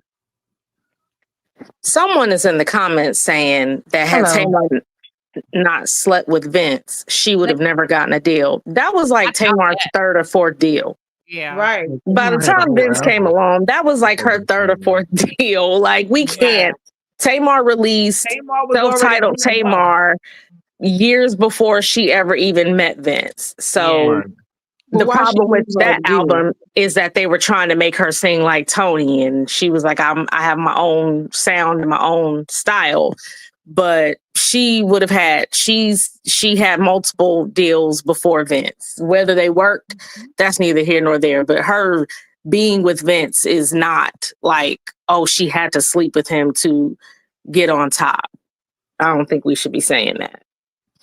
Yeah. Sandra said, I think Kevin and his son reconciled their relationship. I mean, I think money They is a did. They have a motivator. YouTube. They have a YouTube channel where they had the Okay. whole talk out on YouTube about the mother's passing and how they did a reaction to last season when Tawana was calling him that funny name, and he was like, "Well, why was she calling me that? Because she never calls me that." Mm. I mean, Remember when he got locked up and she was calling him some funny name, like a nickname, and he was just looking at her like, "But why was she calling me that? We're I not mean, that Mm. close." I'm just saying money is a great motivator to get back in Mhm. right. You're right, Because Queen. they Money kind will of make you used do a him lot of last things. season too. If you think about it, they kind of used him last season too, with him getting locked up and his wife and his divorce and everything. They used him Yep. too, Just They like they definitely using that did. niece. and they Hold used on. They the definitely mother. used her. Because who was? What else did they have going on? What is Tawanda doing? Nothing. Nothing. So Not a Tawana was damn getting thing. engaged, and now this season she's getting married. Oh, okay. Let I'm me be kind of scared quiet. of her husband. I don't know why. Yeah, I let me don't Yeah, like don't. him. He seems controlling. let me go to But Queen I Tulsa. think that we're putting. Oh, thank you, beautiful. I want to say that we are taking the blame off of Evelyn. She put Toni Braxton on a pedestal. Y'all better listen to what she say. She's the breadwinner. And Toni always had her way. That's why all the sisters felt second to none to Toni. Because when you are the breadwinner, that money, you think that Evelyn's going to challenge Toni Braxton when she could easily get cut off? I'm just Mm-hmm. throwing that out there. I'm going to listen. How was it? How was it Evelyn's fault? Weren't they all adults at that time? No, Yeah, I'm but saying as a whole, this woman destroyed her daughters. She Mm-hmm. destroyed truth because she, instead of being a grown woman and going to go talk to a therapist, she Mm, decided to say things to her daughters. And so, guess what? If I tell you your daddy one shit, he used to put his hands on me, this, that, and the third, and I keep telling you that eventually you're going to start getting violent with others because your daddy did it. He got over it. I still was with him. And it's an unknown habit that you're being taught when the parents are doing that. let me think. And now I'm you have grown adults. I can't agree Yeah, with that now you wholly. have grown adults walking around here with childhood trauma. It all goes back to the childhood trauma. Like, But like we keep saying, their But father was the they one were that, adults when and that divorce went she's the down. one that All of caused that trauma. If he would have kept his dick in his pants, them. we wouldn't Yeah. be having this issue. Yeah. They were adults when that divorce went down, Y'all, when hold that on. mess went I down. think it's deeper than him cheating. There has to be you can't, okay, listen, I'm against it. I'm an advocate for love. I'm an advocate for a healthy household. But you can't fucking torture a man to death and yank him by his balls and expect him to stay in the house and be head over heels with you. I'm sorry. Because you Mm-hmm. wouldn't let him do it to you. He wasn't tortured enough to go out there and cheat with her best friend. And It It he wasn't was that wasn't a, serious. he wasn't that inept as a man to say, okay, I'm going to leave this relationship rather than just having a whole another relationship while you're living at your house with your wife and kids with your wife's best friend. I agree with you, Trey. When it comes to stuff like that, you had a choice as a person and as a husband. You could have left your current situation and started over with someone else versus being with someone that is intimately involved with the family, in and out of your house, at church events, at all this other stuff. And then you flaunting this relationship in front of your kids, and then you chose this person over your kids, which is creating more trauma. And I don't know, because yes. This go man ahead, had Queen. a house No, full no, of But no. at kids. a Janae, certain I time, agree. that was I'm sorry. I agree with you, Janae. That's one aspect of having a healthy marriage, but a woman is still responsible to create a warmth within that household. For True. For True. But hold what on. if she was Hold being on. The mean man because has he his was cheating? responsibility, right? Outside of just coming in and eating and this and that to make her feel some kind of way. And she has a responsibility to make him feel some kind of way. It's not as, hey, she's here. You don't cheat with her friend. You don't do this. No, that's true. That's one side of it. But at the same time, you cannot be a king cobra and expect somebody to get bit and take your venom over and over. Would it have been? I mean, cheating is So wrong. What are you came telling me first, the that, chicken that or the Evelyn was egg? a king cobra before or Yeah, after what? he cheated? If Hold on. she was the Yeah, same what? person that he Before, married, before. he knew who he married. Yeah. So Okay, And what came he should first? hold have on. Did you think that known she that was We, mean we, to pay you causing back? that type of harm to a hold on. cobra was going to have that cobra biting everything around. Watch this. We got to see what age they were when they got married. They got married in 1966. Can somebody tell me what year Evelyn was born in? But what if he was cheating the entire time? They got what, Hold six, on. seven She kids, may have been. and Maybe she she couldn't could get have I been. out, think so she said she he took the was. woman. She But said baby, that she wasn't the only woman. what if she was a side? She wasn't no side in no 66. She was what? The side that He got said caught up it's and got This guy. pregnant. But I think what came first, the chicken or the Talk. egg? Hold I think on. what Hold on. Trey's saying What What year if is was she she was the born? if side? he was doing all this cheating and she's having kid after kid after kid for a consecutive 10 years and he's out there cheating, that I'm not saying that she's responsible for her own behavior, but I can see her being mean and nasty to him if he was doing things like that. And that's all speculation, She because was I don't think that 18. They was woman was 18 his years old when they first. got married. Okay. Now, And he Right up. stayed with her and knew that she had a nasty disposition about herself. All the while he was filling her up with babies. Yeah. okay, hold on. She was, Okay. watch this. Who's the oldest child in their marriage? Watch this. That boy. Tracy. Oh no, Who? wait. That boy. no, Tony Yeah. is, Oh, isn't Tony is. Tony is the oldest. I'm sorry. What year was Toni Braxton born in? Okay. But we finna get all in these people business. it? She had a baby every other year. But what year was Toni born in? Mhm. So can somebody look? Braxton autobiography, Queen of Sheba. Stay tuned. I just like facts. I think I know we that's can right, argue over Queen. the facts. I like facts because it keeps us all in line. Yes, ma'am. Okay, so Miss Evelyn got married at age 18. What year was Toni Braxton born in? She was born 1967. She's 57. No, she got pregnant as soon as she got married. So they probably got married. They got married in That's the 66. first child. No, she could. He Okay, had Toni how many Braxton. kids Hold on. with Evelyn? Hold on, y'all. She might have 225 been pregnant when she minus got married, and 19. that's why they got Yes, married. that's a That's shotgun what it sounds wedding. like. Yep, They was that's what it sounds like. Remember, back in those days, they frowned upon you not having a partner and And being being pregnant without pregnant. no Yes, man. ma'am. so Yeah, and I Toni was believe she probably But was Queen, pregnant remember with back yes. in the Tony. day, you could She get was just the married one young that got too. lucky and got pregnant. So they would listen, watch this. They got married because Miss Evelyn was pregnant as a teenager. Hello. That's why she was mad at Tracy. Yeah. Ooh, shots fired. Miss Yeah, because Evelyn it rolled right over to women Tracy. and Miss Evelyn could sing. They said she was the singer, but she, quote unquote, back in the day, messed up her career and pushed them girls to the forefront. So, okay, now how do y'all So, feel about all of this? so we live it through our children. Mm-hmm. I can't say that. So, What I will Well, say is that I can acknowledge that Mama Evelyn has more than likely has some type of chip on her shoulder about how her relationship with her went with her husband. And that chip may have been crumbled up and sprinkled on top of her kids. And that is Mm-hmm. wrong. Possibly. Yeah, I However, agree.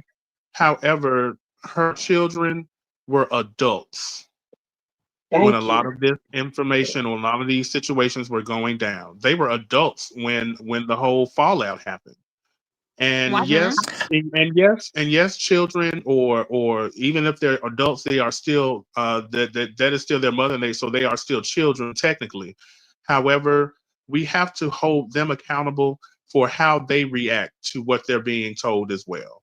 I Okay, went through. Trey. I was Well, raised in a I gotta family step that in went here. through that had infidelity, yet and still, I did not turn out to be somebody who's infidelity, and I didn't turn out to hate my other parent because of what was told to me.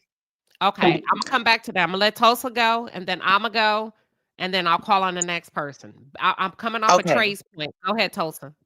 Okay, so what I'm going to lead into is I'm still honing in. Shout out to Queen Sheba. I'm honing in on the Black family, the marriage, things that were going on in the house. Like I said, even if they were grown adults and this happened, a girl's first love is her father and her mother. You're her role models. So I don't care how old you are, you're still going to need your parents. You're still going to need them for some type of direction or whatever the case may be. But I feel like with this family, um it's a lot of secrets. It's don't say this, and it's appeasing society. And like I said, they poisoned their children's minds with all this drama and havoc. I mean, at the end of the day, when you talk about this Tamar and SA, this been going on through the family. Nobody decided to, hey, let's actually go to a therapist and get this handled off camera, and then that way we could have coping skills to deal with each other on camera. But it seems like Hello. everybody's stubborn and nobody wants to make that move. We got to break the cycle because guess what? Now the next generation, the younger girl, Michael's daughter, now she's going through with it. So it's a cycle that needs to be broken. You have to break those generational curses. I said what I I said. agree. Okay, so I wanna go back to Trey. He said they're all adults. That's true, and I would agree with you in perfect situations. Perfect situations. This is a very, very toxic family, very complex. And let me try to tell you what I've gathered um so far. Miss Evelyn, how old is Mr. Michael? Can somebody Google his age really quick? Because first of all, I need to know if there was an age difference. She was 18. He was sleeping with her. He got her pregnant before they got married or somewhere right or they got married because she was pregnant. Okay, she's 18 years old. Watch this. You got to consider back in those days, that was really frowned upon, especially for the girls to be fast out there. So Miss Evelyn was 18, probably 17 when she got pregnant, 18 when she got married or whatever. Okay? Watch this. What year was he born, y'all? Well, it says that he's 78. It's So not giving me the okay, so year. that's 2025 minus 78. He was born in oops, Oh, uh, 1967. Oh, no, no, no. That's Tony's birthday. Sorry. 2025 minus 78. He was Yeah. born in 1947. When was she born Okay. again? Mhm. 48. So she older than him? No, they 1 year apart. Mm-hmm. They 1 year apart. So she was young. I'ma say maybe she was forced to marry him. Mm-hmm. Maybe she was forced to marry him after getting pregnant. We don't know if her parents Mm-hmm. made her do that, right?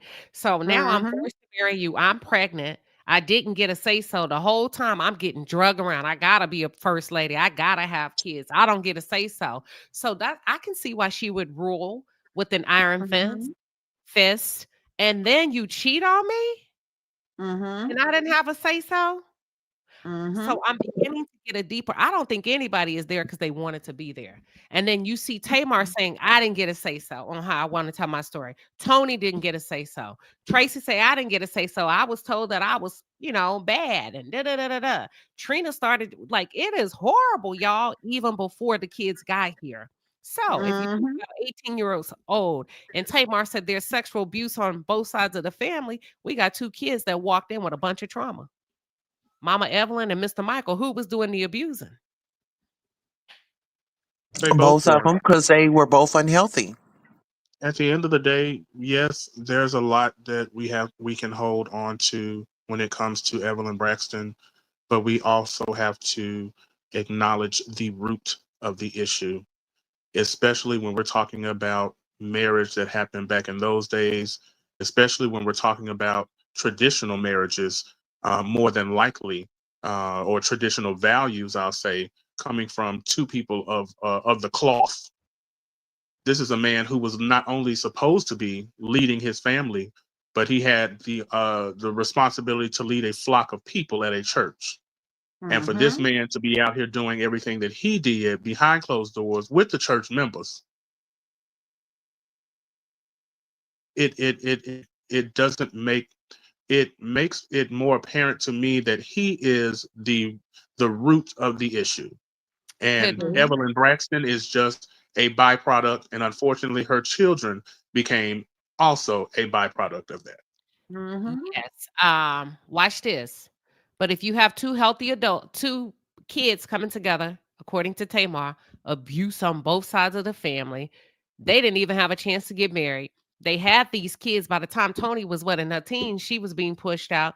None of these, and I know you say they're grown. That's why I said in a perfect world, I absolutely agree with you. So all of these girls got pushed to the forefront without any therapy, without any Yep. proper intervention. And not only that, you were told not to talk about what happened to you. Janae, what you got? Yes, ma'am.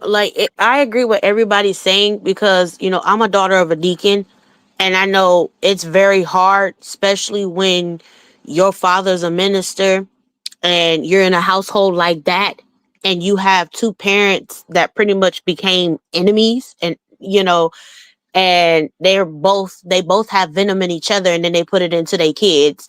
And back to what somebody said in the comments about being a pastor's wife, you do sacrifice a lot. Not only you're sacrificing your kids and the relationship with your kids sometimes because you have to give so much to the church, but also you sacrifice your dreams and your hopes. And maybe she's just bitter because she didn't get to live the life that she wanted to live.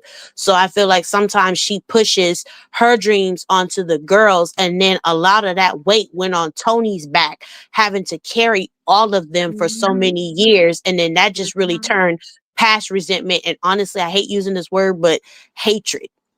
Mm-hmm. There you go. So And this is now you have right. all this toxicity that done came full back and circle. So now it's touching the next generation, like Queen said, of these other kids. And now everybody's still pretty much trying to turn a blind eye. And it's such a problem in our community as Black folks with that stupid ass saying, what goes on in this house stays in this house. No, Mm-hmm. absolutely not. If you did something to me, I'm telling. Because what I'm not going to do is live my life as a victim and have you try to come back and reverse my trauma and use it against me as a weapon. Absolutely not. This is for Trey. Thank you, Janae. Bell Hair, Bel Air says that Toni said her mama was like Joe Jackson. And also Mm-hmm. Tamar emphasized that when she went to get help to tell that she was being abused, she was ignored. So I'm gonna put that on Mm-hmm. mama. Who wants next? But when you say What that, goes on in this house stays in this house. I pay the bills up in here, and you gonna do what I say. This is my house. I mean, all that is trauma. You're talking to me like I'm some type of individual out on the street. Why is it that you know, when I come to you and I tell you something, because let's just go ahead and break the ice. I went and told my mom that a family member had did something to me. Don't you know she ignored it and still moved a family member in? I'll yield. Damn. Mm. I'm sorry that happened to you and you weren't protected. right? Thank you. Mm, mm, mm. Um, I I just want to think say Miss really Evelyn quickly feels that some type when of way you about Toni anyway. That's why she never lived with her. Because if you the reason I'm here and I didn't become you, that's why I don't like you like that. Because hold on remember, real if she quick. got pregnant with Toni, then that means she was trapped into marrying the father. And Toni probably didn't have a childhood. She had to help take care of Mm-hmm. Tamar and him. That's why she don't want to be close to them. Why I gotta always be here? Damn. Yep. You know that even though Miss Evelyn had a husband, Miss Evelyn was out there chasing and competing with Mr. Michael in the pool pit. So I Mm-hmm. mean, I know Trey ain't gonna like that, but well, So mine's now got to I be gotta all. take them I mean, on I can forward acknowledge now. both of them have issues. That's all I'm trying to say. When we Mm-hmm. talk about trauma and this, that, and the third, there's a lot of trauma that comes into being a 18-year-old young lady who is pregnant with her first child Mm-hmm. and seemingly getting married with a man that she may or may not like. So the Mm-hmm. drama started. And then having all of these children and Yeah, having to be the main parent. Of course, she's going to turn into a, or make you, you're going to feel like she's Joe Jackson because she's having to not only be the mother, but be the father. She's bitter. Her husband is away doing whatever he wants to do, or at the church doing whatever he wants to do, and she's at the house with 50, 11 I children. agree. So of course she's Yeah. gonna, of course a child is gonna be like, well, dang, she must be, she mean. She's gonna be mean one day, and then she's gonna be nice the next day. But when we look at this family, and detailing it as Joe Jackson, why couldn't she be the Clark sisters' mom? Because she was hitting them, and even still The as Clark adults, sisters' mama was doing the mommy was same thing. talking. She was very strict as well. So when we Well, say they Joe said Joe Jackson, Jackson. it's very, and when we look at the Clark sisters, they also had a lot of contention, at least with that one sister, I think Miss Denise. Evelyn used to beat them kids. True. That's why they reference her as Joe Jackson, because we know that he used to beat them kids. That's Mm-hmm. Well, who wasn't whooping their Among children? other things. Thank you. Who ain't whooping their kids? Come on, back in I don't that day. believe in I spanking. am tired of Whooping and hearing beating that is two different children things. need Thank to be Whooping you. and whooped. But beating. Thank when did any you. of them say that Evelyn Braxton beat them? When have they ever said that they had Exactly. When they scars, called her Joe bruises, broke Jackson. legs? Yeah, When they but called her that's Joe Jackson. Joe Jackson mm-hmm. can just be a turn of phrase for I got whooped. But there's a Tony strong Braxton did not difference. specifically say I got beat by my mother. Okay, My mother so beat me like a slave, or had us sitting in the basement I and we mean, couldn't eat until we sang the really, right. Trey? Trey, perfect And think then about it. example. So why right, did it's a Michael lot of Jackson keep speculation, but I changing don't want to put out himself? there. He changed his nose, he changed his skin color, he changed his hair, Oh, God. he hated himself. In a black household, your folks is the worst folks. Hello, they know a lot about you. And like someone said, your people will use your trauma against you. You bald head thing, you ain't nothing, you're dumb, you're stupid. All these things in the household, words do hurt. Words do hurt. And yes, this woman got married. She was a kid and having kids. Let's talk about it. She had just turned 18. Didn't even turn 21 to where she could drink. I'm speaking current days, right? But we know that that was back in the days. But let's She just didn't talk. live her What life. life did she have to live? She went She right didn't. into making babies. From a kid from 17, you still got breast milk on your mouth at 18. But wasn't Watch that very this. common back then as well? But that Like don't make it right. I'm not saying that it's right, but to use it as a way to, I don't know. Go ahead. No, Go we ahead. just trying to get to the point and the focus. Don't lose focus of the focus is how did these girls get here from But generation we to already generation? Both know of how their they got Y'all, here. y'all parents. It's gotta the let me finish. generational You gotta let trauma. me finish. Hold on, one mic. How did these girls get here, right? So you got Miss Evelyn and Mr. On my phone, Michael I coming got you. in. We talking about three, maybe more generations of trauma, y'all, that's been handed off. Now we got Ashley, which is the granddaughter of Miss Evelyn and Mr. Michael saying, I was abused.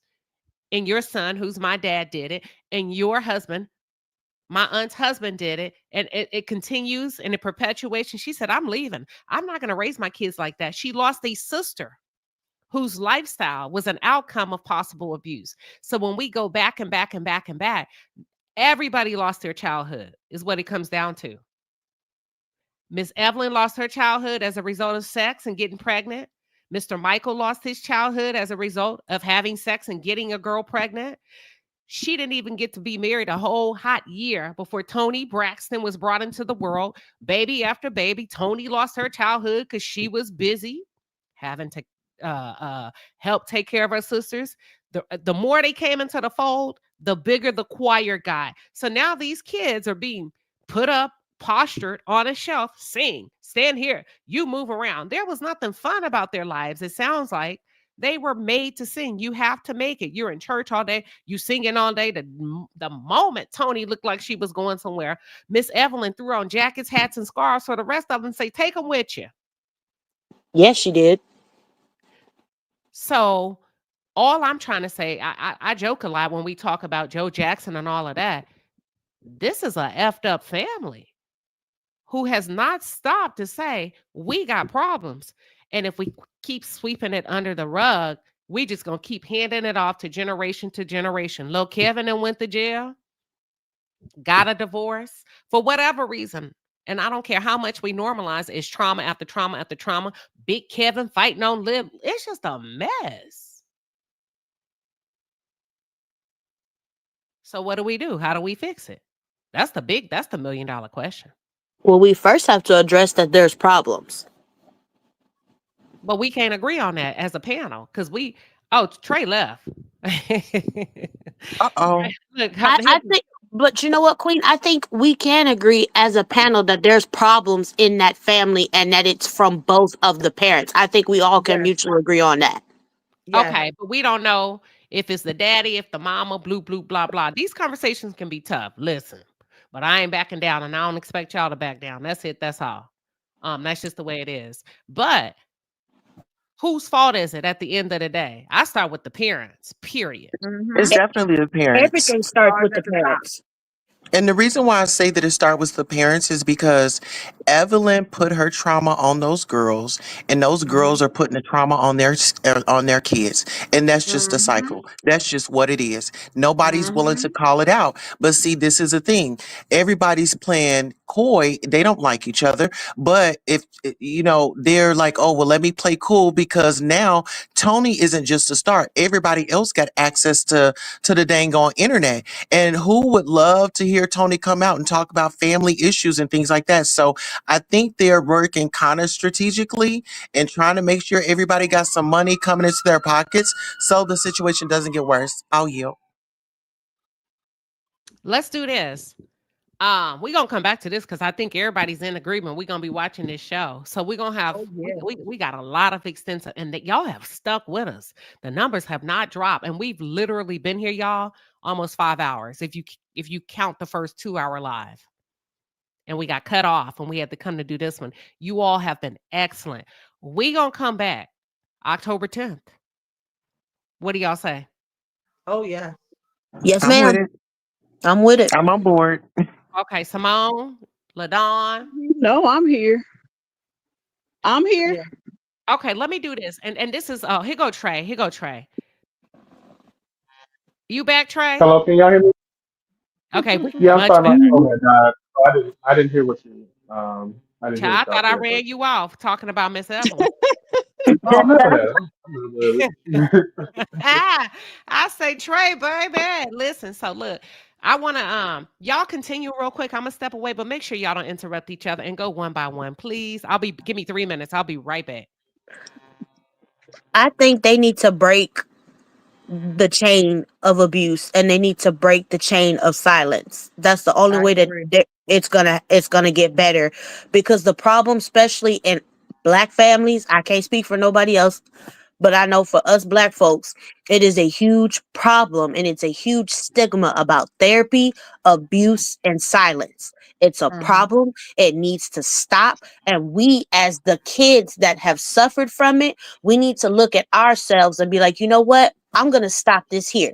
Because what I'm not going to do is put all my mental trauma and my trauma into my kids. Because guess what? They have to go out in the world and love someone and be with someone. Do you really want them to take that venom and put it into someone else? Mm-hmm. I agree with what you're saying. I think I the agree. extra hurdle that comes up with this family is the church. Two Yep. parents that are pastors. The church likes to hide a lot of stuff, and with this Yep. SA allegations and all of that stuff, that's gonna they don't want to admit to anything. They don't want to admit to knowing when they knew, who told them, and all that. So they have an Mm-hmm. even extra hurdle, and just being PK kids, period. The stigma that goes along with that. They bad as hell. So it I wish the best for them and families like them, but it's going to be tough because they don't want to put aside, protecting themselves, and they're wrapped up in their religion. I agree. And when you are a certain age, as all of them are at this point, and a lot of times you can become very set in your ways. And if we can just be honest with the situation, they all have had enough money to provide them some of the best therapy, and they could find in America. They've all came across enough money to do that. I'm not sure, it could be speculation that they haven't. We've seen them go to therapy on camera, but how much work are they doing when it comes to that emotional trauma um, outside of the show. Until Tamar they claims she been actually, in therapy for years, and you see how she's still acting. She claims correct. she been in therapy for years, and she's still acting a fool and No, I'm lying That sure on part. heart people. ain't get cured. No, I'm sure heart ain't get cured. Simone, you will not. I'm just kidding. Oh, sure, no, man, no, no, no, yes, yes, yes. She still act a fool. All her years of therapy, she's still lying on everybody. Hey, Her hold on now. behaviors are horrific. Now wait a minute. And I don't Wait a care minute. what No. says she goes through We're not supposed therapy, to do and that. every 6 months she got some mess going on. And she always wants to play victim. Okay, Simone. That's Well, can because we? she's Well, the learning one to thing she express didn't do was herself. lie on that family. Woo! She didn't lie on who? Okay, She so ain't let's lying on say that family. Simone. Let's say she does. Let's agree to say that she has been going to extensive therapy for years. That all that alone tells you is how damaged she has become because of her family. That's true. If she's still stuck in this, it's just a lot of hurt. I see. I don't see Tamar to be a liar like that for real. I believe a lot of the stuff that she says. Um, Uh, I just feel like she is dealing with a family that may not be in therapy themselves and allowing her to grow. But she's almost 50 years old.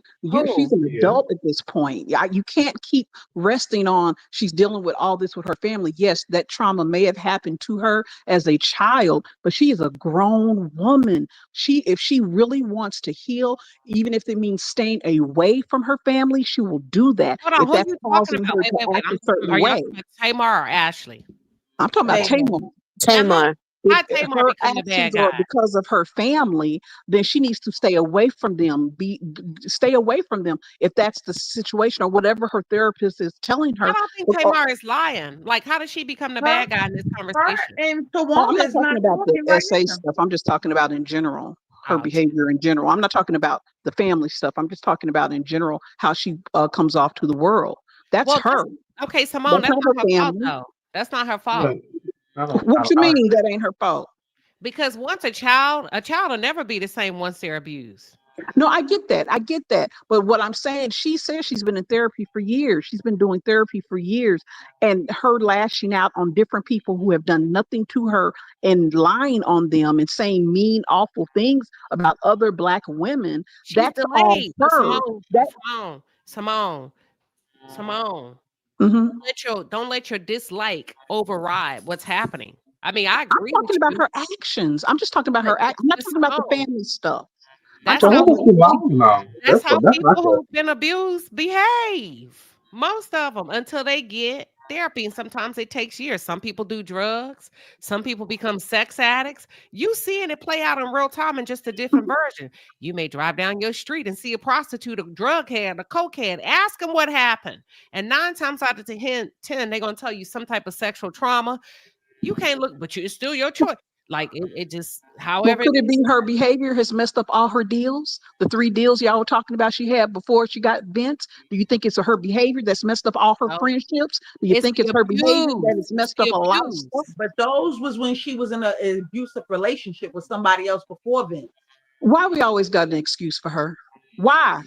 That's the part that Because gets you me. don't like her. Everyone does not have to deal with that BS. That is BS. No, Every time Simone. someone mentions Yes, Simone, some stuff you that just she don't like her. said, oh, You it's just don't because of like her, this. Simone. Oh, it's no, You no. just I don't like like her. But may I her intervene, Queen? behavior, how she treated a woman who was dying of Let her finish. cancer, how she treated people, how she made fun of this woman's looks, how she lies on people. Come on now. What we just went through a couple of weeks ago, getting her teeth knocked out by somebody.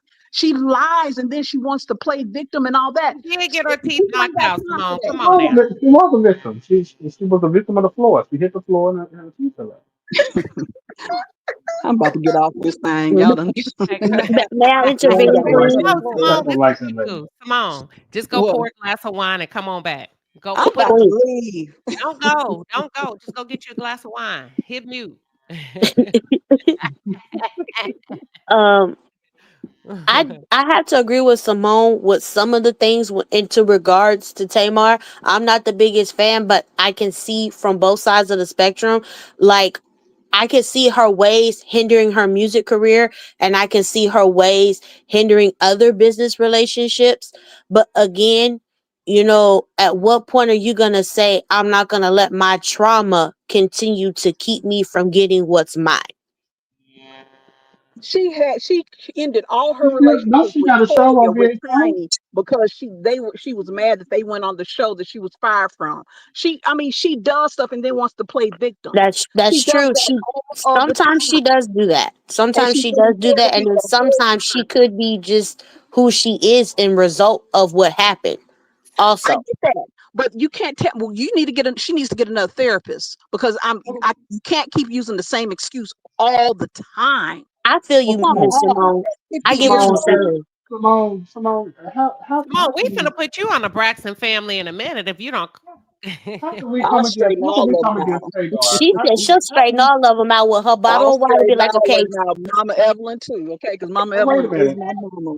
How can we come against Tamar for expecting a level of loyalty from her friends? there's nothing wrong with that, Trey. I agree. If you my friend, you do need to be loyal. Oh, they were handling How was business that? now. Come on, let's be wrong. Tori was pushing a book. Tiny, they were all trying to. I'm sorry, just because you got yourself fired from that damn show, and I'm supposed to not go on that show and promote my book because you got fired. Please, No, you lied. Don't. There's plenty of other shows that you can go on. You bye. should roll your ass But over there and but talk to Queen, somebody else's can I show. ask a Don't go over there legitimate with question Daisy though? and Lottie Love and all those other girls that pushed her off of the show that she helped create. No, I don't want y'all on there. And if, okay, so y'all going on there. I don't want to talk to y'all no more. I'm good off of y'all for right now. I'm taking a break. Yeah, I fully agree with her. She cried on Braxton Family Values before she even got fired. She She cried to did. Tony and she told Tony, I'm sick. You don't realize they can push me out once they keep testing people and testing people. And sure enough, she got the call that same season and they pushed her off the show like she said that they would. So then why would I want my sisters to be hosting on the show? And why would I want my good girlfriends on there talking about their books that ain't nobody finna buy? Hello. Mm-mm. Trey, Somebody came up. I'm dead, Trey. Oh, Coco Lee. I'm gonna go to Coco Lee. Welcome. You coming to whoop us in shape? No, I was just coming to spill a little more tea that I discovered. I see Oh, that Ashley has a YouTube channel that she had started. And one of the videos, most recent, she talked about the reason Tamar and Tony is at odds. It's about money, about who was going to position her and Ashley in this story. I believe Tamar so. Tamar and Ashley has actually a contract with City Winery to do a live podcast on January 28th, where they were going to, Ashley was going to talk about her experience and what the secret was. That was And last year or earlier this year. earlier this year. Okay. And I on her believe it. YouTube channel, she talks about it in one of her videos called Enough is Enough. I believe it because that's why And that's Tamar where brought the the papers hmm to the and show. That's why she that's brought where it. the cease and desist came in when Tamar says Tony was trying to shut her money down. You're affecting my money Yeah. Well, she because they had did it. actually She sold did. tickets. Hold on, let's pause. She did impact her money. Give me 1 second, y'all. Hey, mods, y'all can go because we've been here a long time. And I thought I said that like over an hour ago. So they getting on me. They low key saying, Somali, are you okay? They can go. Somali, because Somali's like 9 hours. But I put it in the chat long time ago. Y'all don't have to be here. We've been here like quite some time. I know how to block them and put them in timeout. But thank you, mods, because I know it's late, especially in Africa, and y'all got shit to do. It's Friday, so y'all do not have to hang on. Thank you, um, I'm looking at mods. her YouTube channel now. She got one Well, up there, a video that says enough is enough, and I'm tired of carrying the burden of the family. Then she has another video that says childhood abandonment. Then she has another video up there. It says I survived, part one. but watch this. They did mess with that money. When'd you say? Yeah, they did. That's why Tamar brought the papers to It the was table. Jan. It He was said, set for y'all put a cease January. and It desist. was set for January 28th, and Okay, then I hold saw on. it. Where about? It said City Winery. Okay, okay. Didn't Carlos King film there and Heavenly before at the same Yeah. place? Mm-hmm. Okay, watch this. They didn't do it, right? No, no, they got the Because cease and desist. right. And that means she was gonna film that podcast with that niece before the TV people got involved. I'm Hold gonna on, give hold you on, one. hold on. I like to think out loud. Hold on. The city winery. So use well, how would okay, wait, pause. Because Ashley went on her TikTok. This is kind of planned but unplanned. So Ashley went on Is her TikTok. somebody cutting hair? Yeah, or shaving. Trey. Okay, we good. All right. So listen, he probably forgot. So they had the thing scheduled at the winery, correct? Correct. Okay. Watch this. Hold on. And then Eve, what'd you say?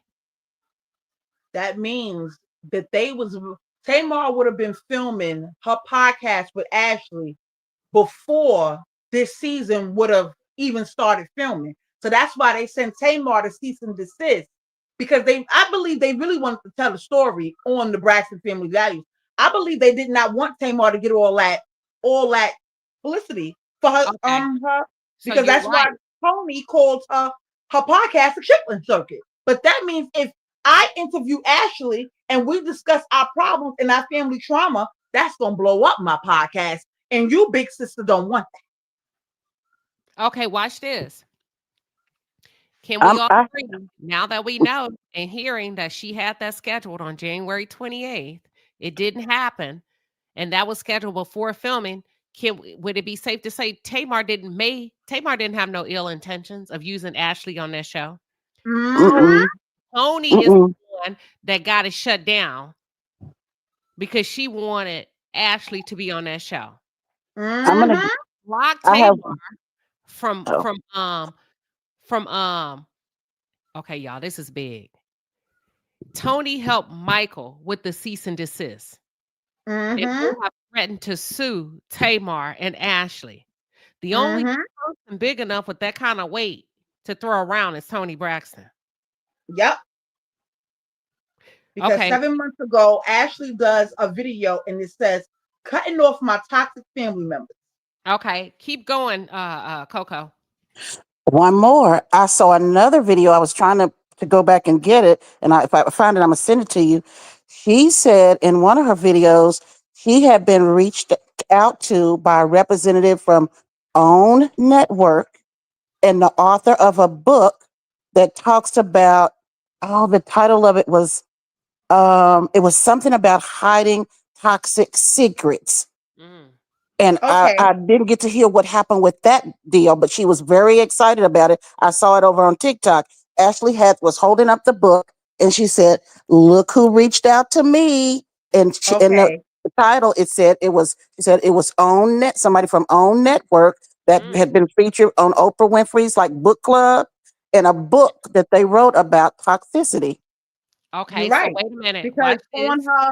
on her channel, she says, hold up, not Oprah. That was 7 months ago. That would be the book. That This. would be the what she was talking about. Okay, so We're Paul, gonna have to go look at hold Ashley's on. channel. We're gonna have to break So, it down. so that the cease and desist is blocking Ashley too. Hmm. Mm-hmm. And I Because think Yep. Tamar is trying to help her get her footing. Ashley would be attractive to tell a story that most people don't get to tell, which is the abuse that centers around the Braxton family. If Yep. Toni Braxton is backing the cease and desist, she's shutting everybody down from every angle. Tony is a controlling person Queen, behind the scenes. I put And the information in queue. I'm gonna say one more thing, and then I'm gonna be done. Hold Think on. What'd you say? What was the question? I put the link in queue. Okay, Check the got back it. chat. Okay, got it. Go ahead. think about what a coup that would be, considering where OWN is with trying to get its content up. If they scored that interview for OWN Network over We TV. Hello. because she But just think did a about it, it's been video squad. She's on been hit with cease and desist to talk about any of it. She she can't just do did it, a y'all. You video Them can't people. do it. on she just Well, did a listen video here, an on her update. channel. She's selling her story for $100. Ashley is selling the story for $100 on her website. Let's get into it. Oh, Well, let me think. well, 2 weeks ago she did a video on YouTube. It says leaving home to grow up and why I left out. Basically, that was 2 weeks ago. I'm gonna say, okay, when did her sister pass away? Do y'all know what year? That was about 4 or 5 years ago when we heard about an abrupt sudden death in the Braxton family, one of their nieces, and they never Yes. really talked about it. Mm-hmm. First of all, Imma say leaving probably saved her life. Mm-hmm. Going to the UK or wherever she is probably saved her life. To be around people that won't acknowledge your pain and they cause it and want you to shut up and come on and pretend and work as my assistant and sing background like it never happened, that Mm-hmm. probably saved her life. We have an update. Toni Braxton's 24-year-old niece, Lauren's cause of death revealed, and this happened June 26th of 2019. 2020. It was of a heroin overdose and fentanyl intoxication. Mm-hmm. Didn't something else just happen 6 years ago in 2018 or 2019? We just talked about it. I said, "Okay, 6 years ago, what happened, y'all?" I can't remember. Uh, we were looking up dates. You're right. Something did happen. Vaughn and was it Vaughn and Trina got married? Let's see. They That had would be come about back that on time. here. So she died of an overdose. Okay. How old was she, Tulsa? 23, wasn't she 23? If That's sad, y'all. That's bad. I'm Mm-hmm. not mistaken. Seemed like she was 23. Okay. One moment, getting those details. Okay. Okay. So she died. You said 2019? 24. 24. Mm-hmm. Okay. Okay. 2019, she 24. In 2019, 25, 26, 27, 28, 29, 30, 31, 32. Is Ashley 8 years older than her? No, she can't be. How old is Ashley? 32? Yeah, because Um, when the story first dropped, when she first put the story on TikTok, she She's said 32 years it, old. right. 32 minus 7. Her sister been gone for 7 years. Ashley would have been 25. They 1 year apart. So Gabe was preying on both of them at the same Mm-hmm. time that summer. One was 15, one was 16. Mm-hmm. Okay, I just like to do numbers and Mm, facts. That's it. Okay. mm. But I Okay. think I think we need to really go over to Ashley's channel. Ashley have a lot over here on Well, I YouTube. don't want to get dropped like I did earlier when they cut off my live. So y'all gonna have to go over there, and because I played that other stuff and they got me. And They all her videos are not really long. 10 minutes, 13 Yeah, but I minutes, still don't 11 want my minutes. channel to get. You know what I mean? Like, I Yeah, know. less is more. Just check out yeah, Ashley, y'all. yeah. Because we did that earlier. Shoot, they got me, and I played it from a third party. What is it? A third party. But they still picked up. YouTube got some very, very sophisticated technology. Queen, I think you should go over there to Ashley and ask her for the interview. Y'all Because go if ask she for me. talking 2 weeks ago, then that Y'all go means she's ask willing to for talk. me. Tell her I'll come to where. Go ask for me. Go ask her on her Instagram. I'm gonna say this Mm. one last thing, and then I'm gonna drop down. Okay. The one something I cannot find is who's Ashley's mother, and where does she fit into this picture? That's a good question. We don't know. Oh, they say Mm. she left. Somebody told me. Hold on, I got it. Somebody, let me read it to y'all. Somebody said she left, took her name off the birth certificate because she was being abused by Michael. Hold on. Mm. Wow. Birds of a feather. Yeah, that's what it's sounding like. Is Michael the head of the? Is he the ringleader? Well, she said he was extremely. He has a drinking issue, and he's a mean drunk. In all of his marriages, they would fight, physically fight, for hours. And as kids, Mm. she and her sister would hide in their bedroom and listen to it for all night long. So I'm quite sure that they, probably experienced it got it as well. You Everybody in know the house what? can get it. Now that you say that, Tamar's song "All the Way Home" is like we be fussing and fighting, and then we gonna make up. We all know about fighting Mm. and makeup, sex, but that ain't healthy because what are you doing? You are releasing your soul. I mean, the soul ties, and they're not always. See, people, you gotta be the energy, the energy, the energy. What are y'all thoughts? Yeah. I agree. When you are intimate someone, your souls entwine. Yes. Hold on. That lady left. Ashley's mom left. Whatever was going on in that house was so severe. She left. And it But Queen, must you have been forgetting the bad because deep she part. left her She two left the daughters kids. behind. Right. Yeah, she left the kids. Mm, Or mm, was that a mm. choice? Was that a Yeah. choice of hers? So, you know Probably. what? Only way I can think of a few ways, and I don't know, and y'all that a woman would do that. Number one, if she's mentally ill, or number two, if she's in a dire situation that's so severe, I have to leave them so you can't come looking for me. Mm. Or she knew she was fighting a Braxton and had no chance of winning. Well, they weren't that all that. Well, I mean, they 32, so that will put them 30 years ago. They weren't that then.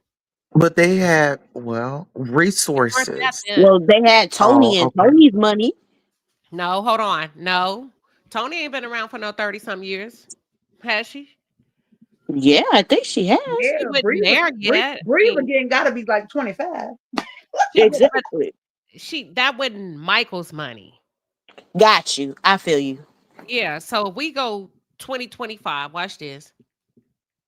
Minus 32, Ashley 32. That was in 1993. Tony didn't get signed until 19.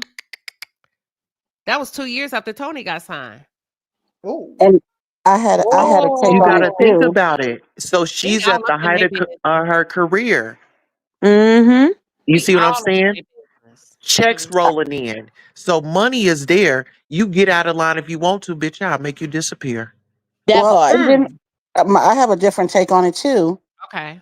I'm not sure if they were Kojic, but I know they said that they had a very strict religious upbringing where they had to wear long dresses, no makeup, very Mm-hmm. demure, none of that. Sounds like a very strict, man-centered, patriarchy type, and that's probably how Michael was raised by his father as a domineering male figure.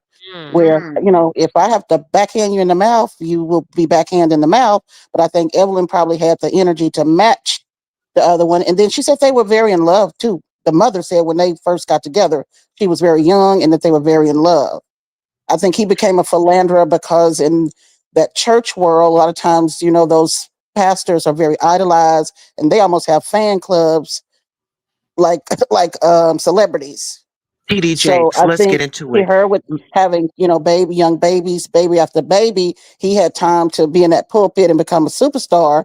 She found her fame through the choir. As her kids got bigger, they had talent. So she poured into them and that became her fame.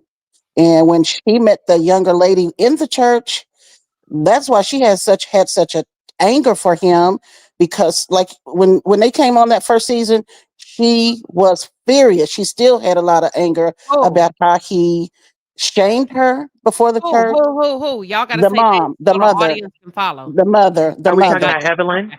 Yeah. So I think in Okay. that household, the father, back to what the original thought was, I think the son adopted a lot of his probably parenting and also relationship style with his wife by the way their dad was. And remember, she said everything stays inside the home. Or her, because they don't describe the father as being physically abusive. They describe Evelyn as being physically abusive. That's true. So where did Michael get that energy from? Good That was thought. Or Evelyn. did Evelyn use God as a way to manipulate her daughter? Oh, it was my fault. You better get in there and you better make it clear. Because what did the woman do? She always made sure she would have to go behind daddy if daddy made a mess and she would have to clean it up. You get what I'm saying? Because I'm pretty sure Wanda wasn't the first one that he was creeping with. And then when we talk about She church said back she in the day, wasn't. Listen, but let's talk about it. When church back in the day and look at church today, church is a meat market.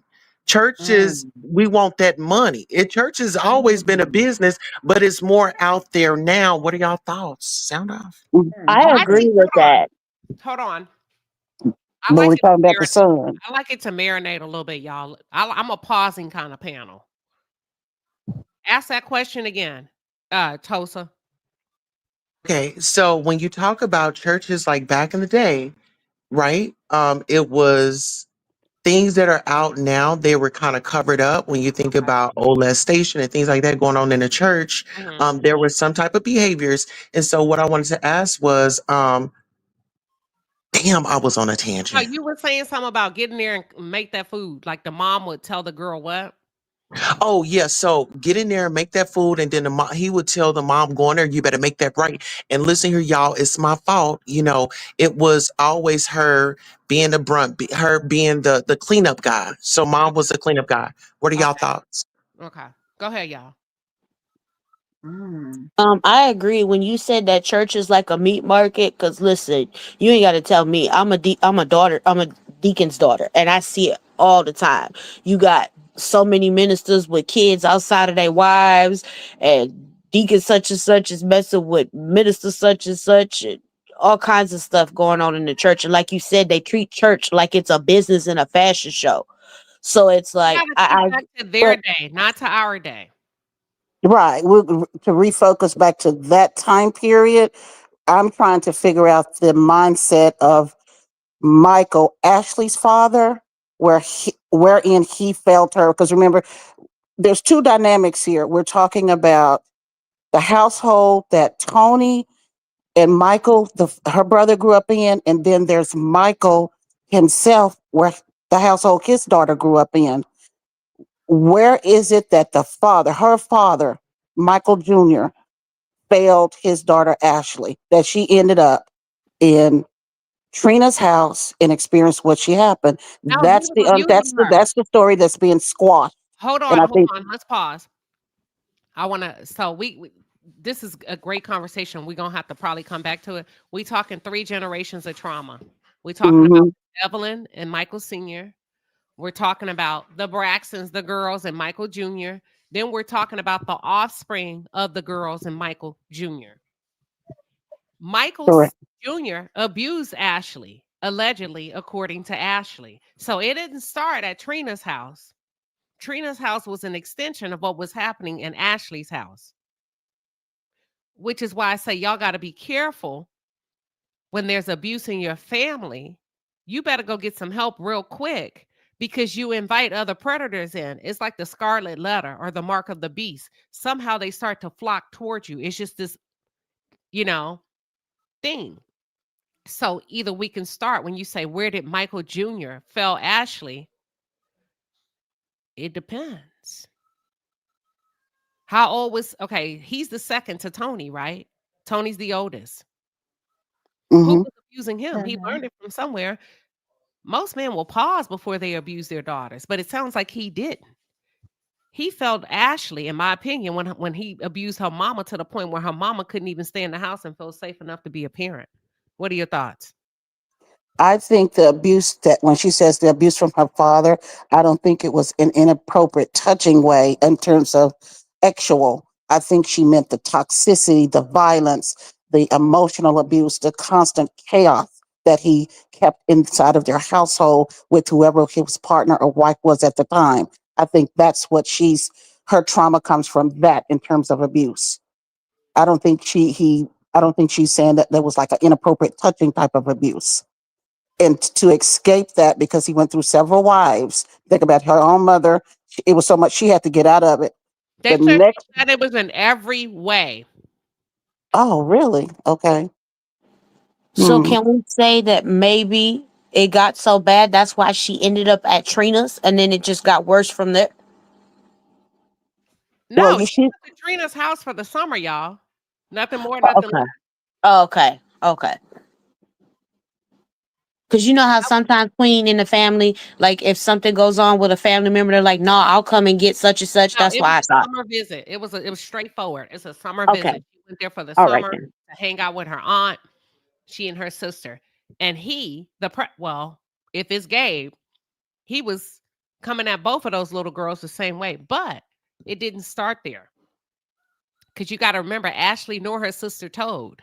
See, when you're being abused by your father in whatever way, it don't even matter if her dad touched her. The fact that he's abusing her physically as a girl, cursing her out emotionally, whatever it is, whatever she watched him do to her dad, you show her she's not important. So when she goes to her aunt's house and the aunt's husband oversteps his boundaries, she don't have nowhere to go because she's being treated somewhat the same when it comes to her father. She folds up. She goes Oh, silent. She closes up. She blocks everything off and just let it happen. I want to be live. numb.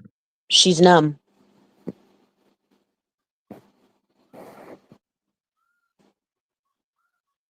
And then Oh, look at Tamar when she, what she been through. And this is the thing. It gets really deep because once again, it's always going to be back to Evelyn. Evelyn had a responsibility when Evelyn, was able to and financially be able to get the help that she deserves. She passed on it and she went to the Gucci store. I'll yield the mic. oh, oh. We never know how people, once they've been traumatized, how they handle it later, because there has to be some self preservation and recovery in there to even figure out their next move. You think about how many times they say it takes a woman to even attempt to leave an abusive situation. So her mother went through some things to be able to walk away from her kid and take her name off a birth certificate. That's a lot. I'm wondering though, because they showed Tamar sitting down with her in their trailer. So Ashley is going to be a part of the show. We showed the That's trailer. what She was on the show before I She got is. kicked So off my first she is on the show. yeah, my first live. That's why I got kicked off. The one that Joy was helping me with in the background because I showed it. Oh, okay. But watch this. Ashley, okay, I thought I saw that earlier in my chat. Y'all are saying that Ashley admitted to sexually assaulting her sister? Is that what Yes, y'all are saying? she This is what did. they're saying, Yes, allegedly. Mm-hmm. yes, she did in her TikTok. I didn't want to bring it up, but yes, she did. Right. She did say that. I remember that. Y'all, this is Learned It's like behavior. it's this like a cycle. 'Cause she even talked about breaking the cycle on her YouTube. y'all, this is bad. And Them kids was and being touched by everybody. And a mm-hmm. kid And can't even distinguish between gender. I'm not that type of childhood trauma is bad in and of itself. But when you got little girls that are mimicking or little boys that are mimicking whatever it is from on to the same, this is bad. Let alone if it's a But different Queen, gender. can I This is say this with the bad. church? This is generational abuse. Look at the cases mhm. that are out here now. You saw that pastor that had got, I think it was Houston, and he had a place in Miami. They were using it as a cult.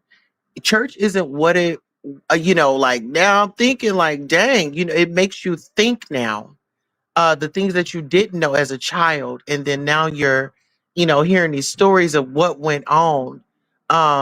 It's definitely a problem. And if y'all don't see it, like I said, with these big mega churches and pastors and these allegations, and we got to really pay attention. We have to have a relationship with our children. We have to get the help that we deserve, because we deserve that.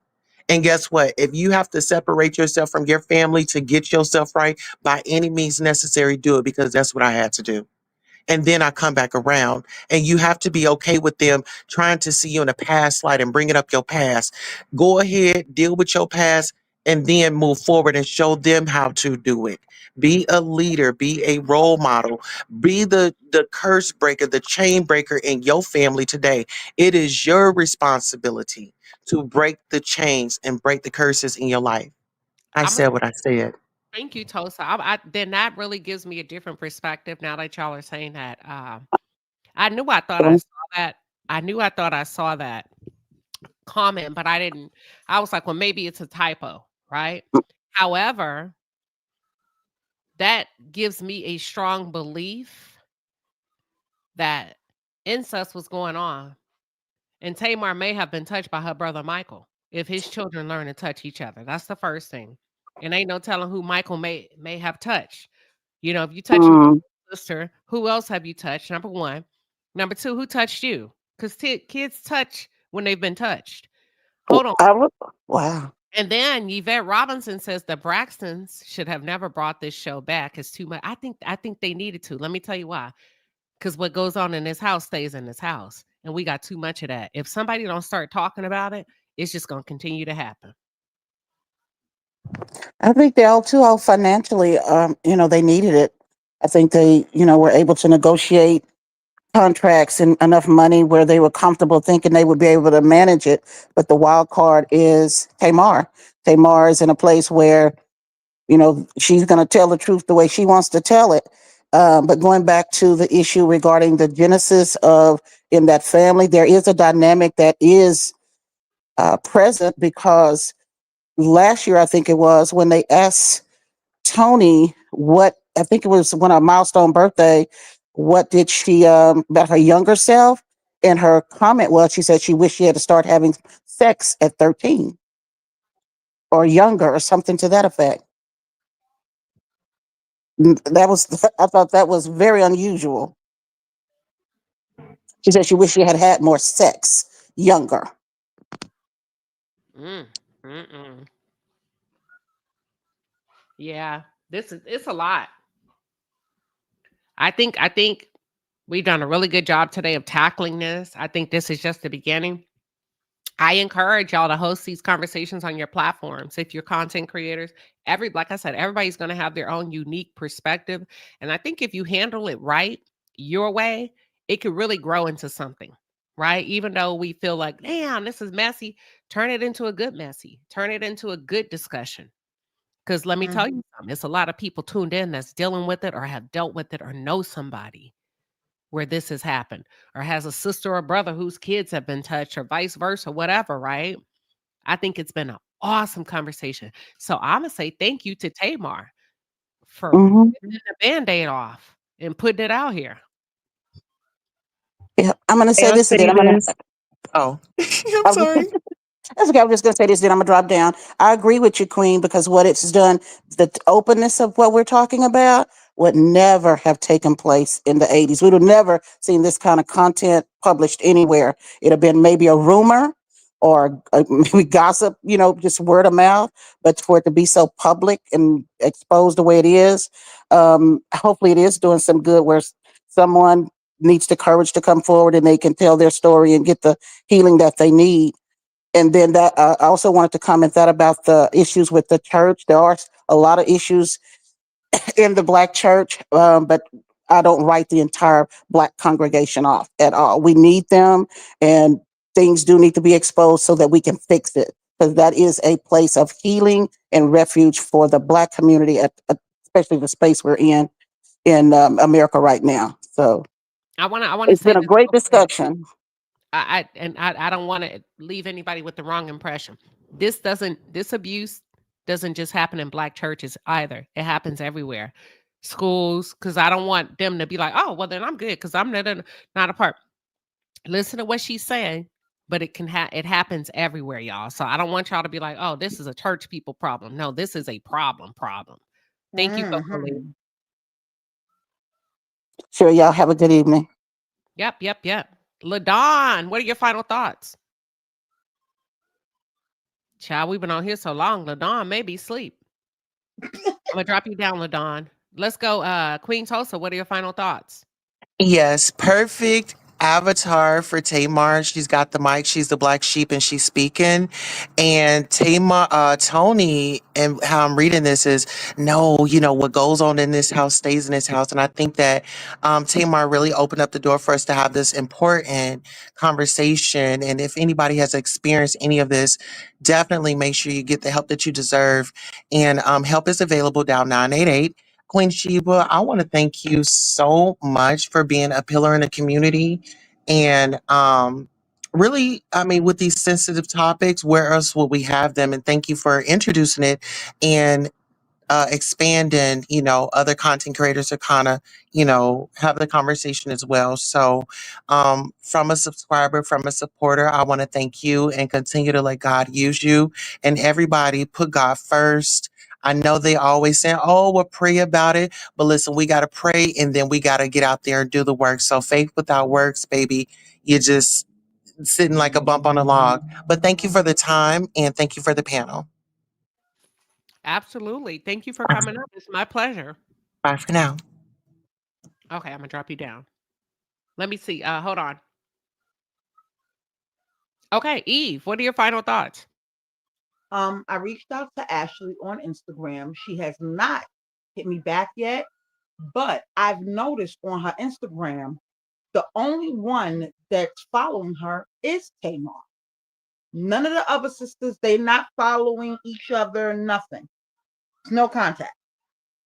So that tells me a lot right there. And with her and Tamar going through some of the same similarities, I can see why Tamar wanted to have her on the podcast, because maybe Tamar feels, because she's voiced this in the past, that the platform, the Braxton Family Values, is not a safe place, because she's always used the word gang up. Y'all always ganging up on me. Y'all don't never let me talk. And maybe this is why she wanted to have the niece over there. And I believe Toni and the production team intervened.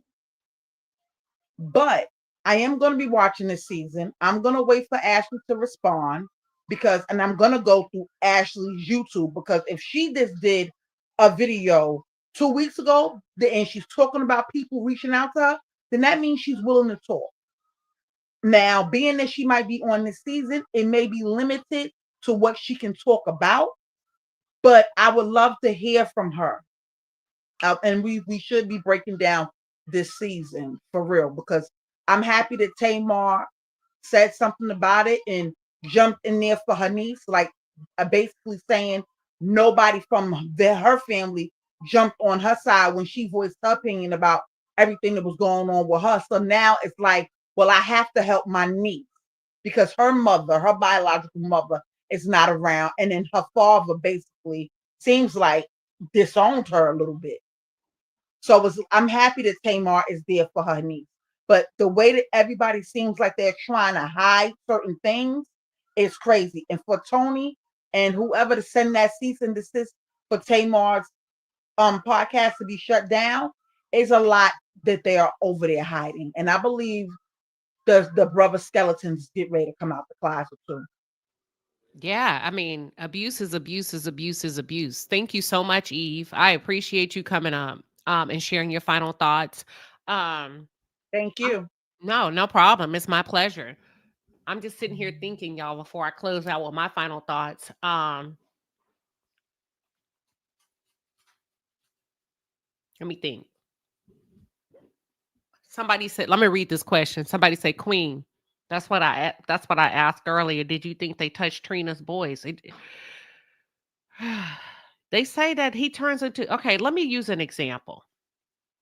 According to what we're hearing and we're talking about, this is all alleged because I wasn't in the Braxton household. They say Michael turns into a different person when he drinks. Right? We also hear that allegedly about Tyler Perry. When you go through those documented details of the civil lawsuit, that when he's sober, he's fine. But when he drinks, he turns into a monster, according to some of the people that are bringing up claims against him. And when we broke down the Tyler Perry thing over here, I said, it sounds like Tyler is imitating when he's drunk as a man, what was done to him as a little boy by his father, being overly aggressive.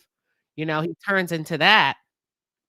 And it could be a possibility, depending on when you're drunk and out of your mind. If you are a predator, it could be likely. I do believe Trina's boys were very odd at that age. They didn't seem happy to me. They didn't light up. They hid their face with their hair before that big old hair came into play. It was just a really different situation that I never spoke on, but I noticed it on a TV screen. I think kids are supposed to be happy. Sometimes they can be not as talkative because they're teenagers, but they still have a lightness about them as children. Mm-hmm. I didn't notice that in her children Mm-mm. at all. Very dark spirited. I saw it in Logan. Yes. but I didn't see it in those two boys. And I didn't see it in Kevin Jr. He seemed Do you real. think? Do Even when you he was think? dating that girl, I kept thinking to myself, you would not be able to date my daughter. You have no, Mm-hmm. it was just something about him that just didn't, there was no light. I'm not saying he's abused, but it's just, y'all don't realize how y'all impact y'all's kids. Mm-hmm. I ain't even Do talking you about abuse, just the unhappiness in the house. do How you can you think say that? Michael was touched inside the church? Hmm? Do you think Michael may have been touched inside the church I growing don't up? think it has anything to, that's why I say I don't want to blame it on the church. Because then there's people out here that are going to take that to heart and say, oh, this only Right. happens in the church. I'm good. My kids don't go to no church. So ain't no telling where he was touched Right. Right. Right. and who did it. Somebody did it. And I'm going to probably say it was a man back in Mm-hmm. those days. Back in those days, it was probably a man. That's why I said, do y'all think Mr. Michael Sr. exhibited foul behavior? Who I were they don't think it around? was. I don't think it was the father though. I think he was just off doing his own thing, and that's why when he apologized to the kids, even though Michael wasn't there, you can see it in his face that he was really not around because he was off doing whatever with the women. And they're asking me, do I think Toni was touched? Absolutely. Yeah. Mm-hmm. This is something. But I'm gonna tell you this. Okay, so Eve, you said I don't think it was him. First of all, we got to go back to what day these people are born in the 1940s. We'll never know. And I tell Mm-hmm. you, they will hide a family secret until the day they die. Literally to the day they die. So we got to make sure we don't apply how we live today, trying to assess these people. We would have to go Mm-hmm. way back in the day. Miss Evelyn was raised in the 1940s. Mm-hmm. You get what I'm saying, y'all? Okay, and they Yeah. said, I don't know who it could have been. Yeah. It's but something did happen Well, they to said him. family members, so it's family members. I'm gonna go with what Tamar said. It's family members, Mm-hmm. multiple. That means through their bloodline, predators, child abusers, Mm-hmm. men and or women, probably men that have a desire for little kids are all up in that family. They're gonna have to do a lot of prayer, sanctification, fasting, burning of sage, all of that. And don't think because you okay that it won't find its way to your child. That's why you got to stop it. You don't stop it by praying it off. You don't stop it by keeping a close eye on your child. It's once that thing enters into your family, you got to get some therapy. You got to put your kids in therapy so that they're able to communicate with you. If something like that happens, you can't just say, if somebody touch you, you tell me. That ain't the way that works. You're marked now. You're marked. Mm-hmm. Mm. Um, who is that? Oh, love says, baby, when you get on that spirit drink, your alter ego come out, it either be good or bad. Yeah, yeah. That's We're very true. Janae, we're doing final thoughts. Did you want to share your final thought, Janae? Yes, ma'am. Sorry about that, Queen. My mama had called. um, as far as my final thoughts, like I said earlier, in order to break the chain of abuse, lies, and secrets and betrayal, we have to, people need to start being honest with themselves. People need to learn to stop it where you're at, because sometimes you have to love people where they're at and love them from a distance to protect your own self and your own mental headspace. And as far as like all this abuse and secrecy, the only way to make that stop is to one, confront the abusers, talk about the issue, understand that there's an issue, and understand that everybody needs to work together to make it stop. All right. Well, thank you, Janae. I appreciate You're you. welcome. Okay, I'm gonna drop you down. I'm gonna drop Janae down so I can go ahead and wrap up with my final thoughts. She said, do I think Michael touched Toni? I don't know. I'm gonna probably say no because she says Mikey. She calls him Mikey. So that's more of a covering for him. When I think about like little names like that, hey Mikey, she's very close to him. Typically, most people don't want to be around their abuser, especially as an adult. So I'm gonna say no. I don't think so. I could be wrong. If anything, she probably knew who touched him, and as a big sister, wanted to um be there for him, or has an idea about what some of what he's gone through, to the point that she's motherly or warm towards him with the, what do we call it, Mikey? I forgot the name when you give somebody a nickname, the doting, the loving, working with him to protect him, right? They're all headed, they all have the same goal. Tamar's working to protect Ashley. Tony's working to protect Mikey so that Mikey's not exposed. Tamar's working to save Ashley from the trauma that she's been through at the hands of more than one man, which is her uncle and her father, according to Ashley. So everybody's working to save a family member that they deem is more valuable than the other. Tawanda is working to save Trina, whom she feel may not have been treated fairly on social media once it was out that Trina stood by her man Savannah after finding out allegedly that he touched one or both of her nieces. It's a lot, y'all. It's a lot. I'm gonna be watching. I look at this thing completely different now.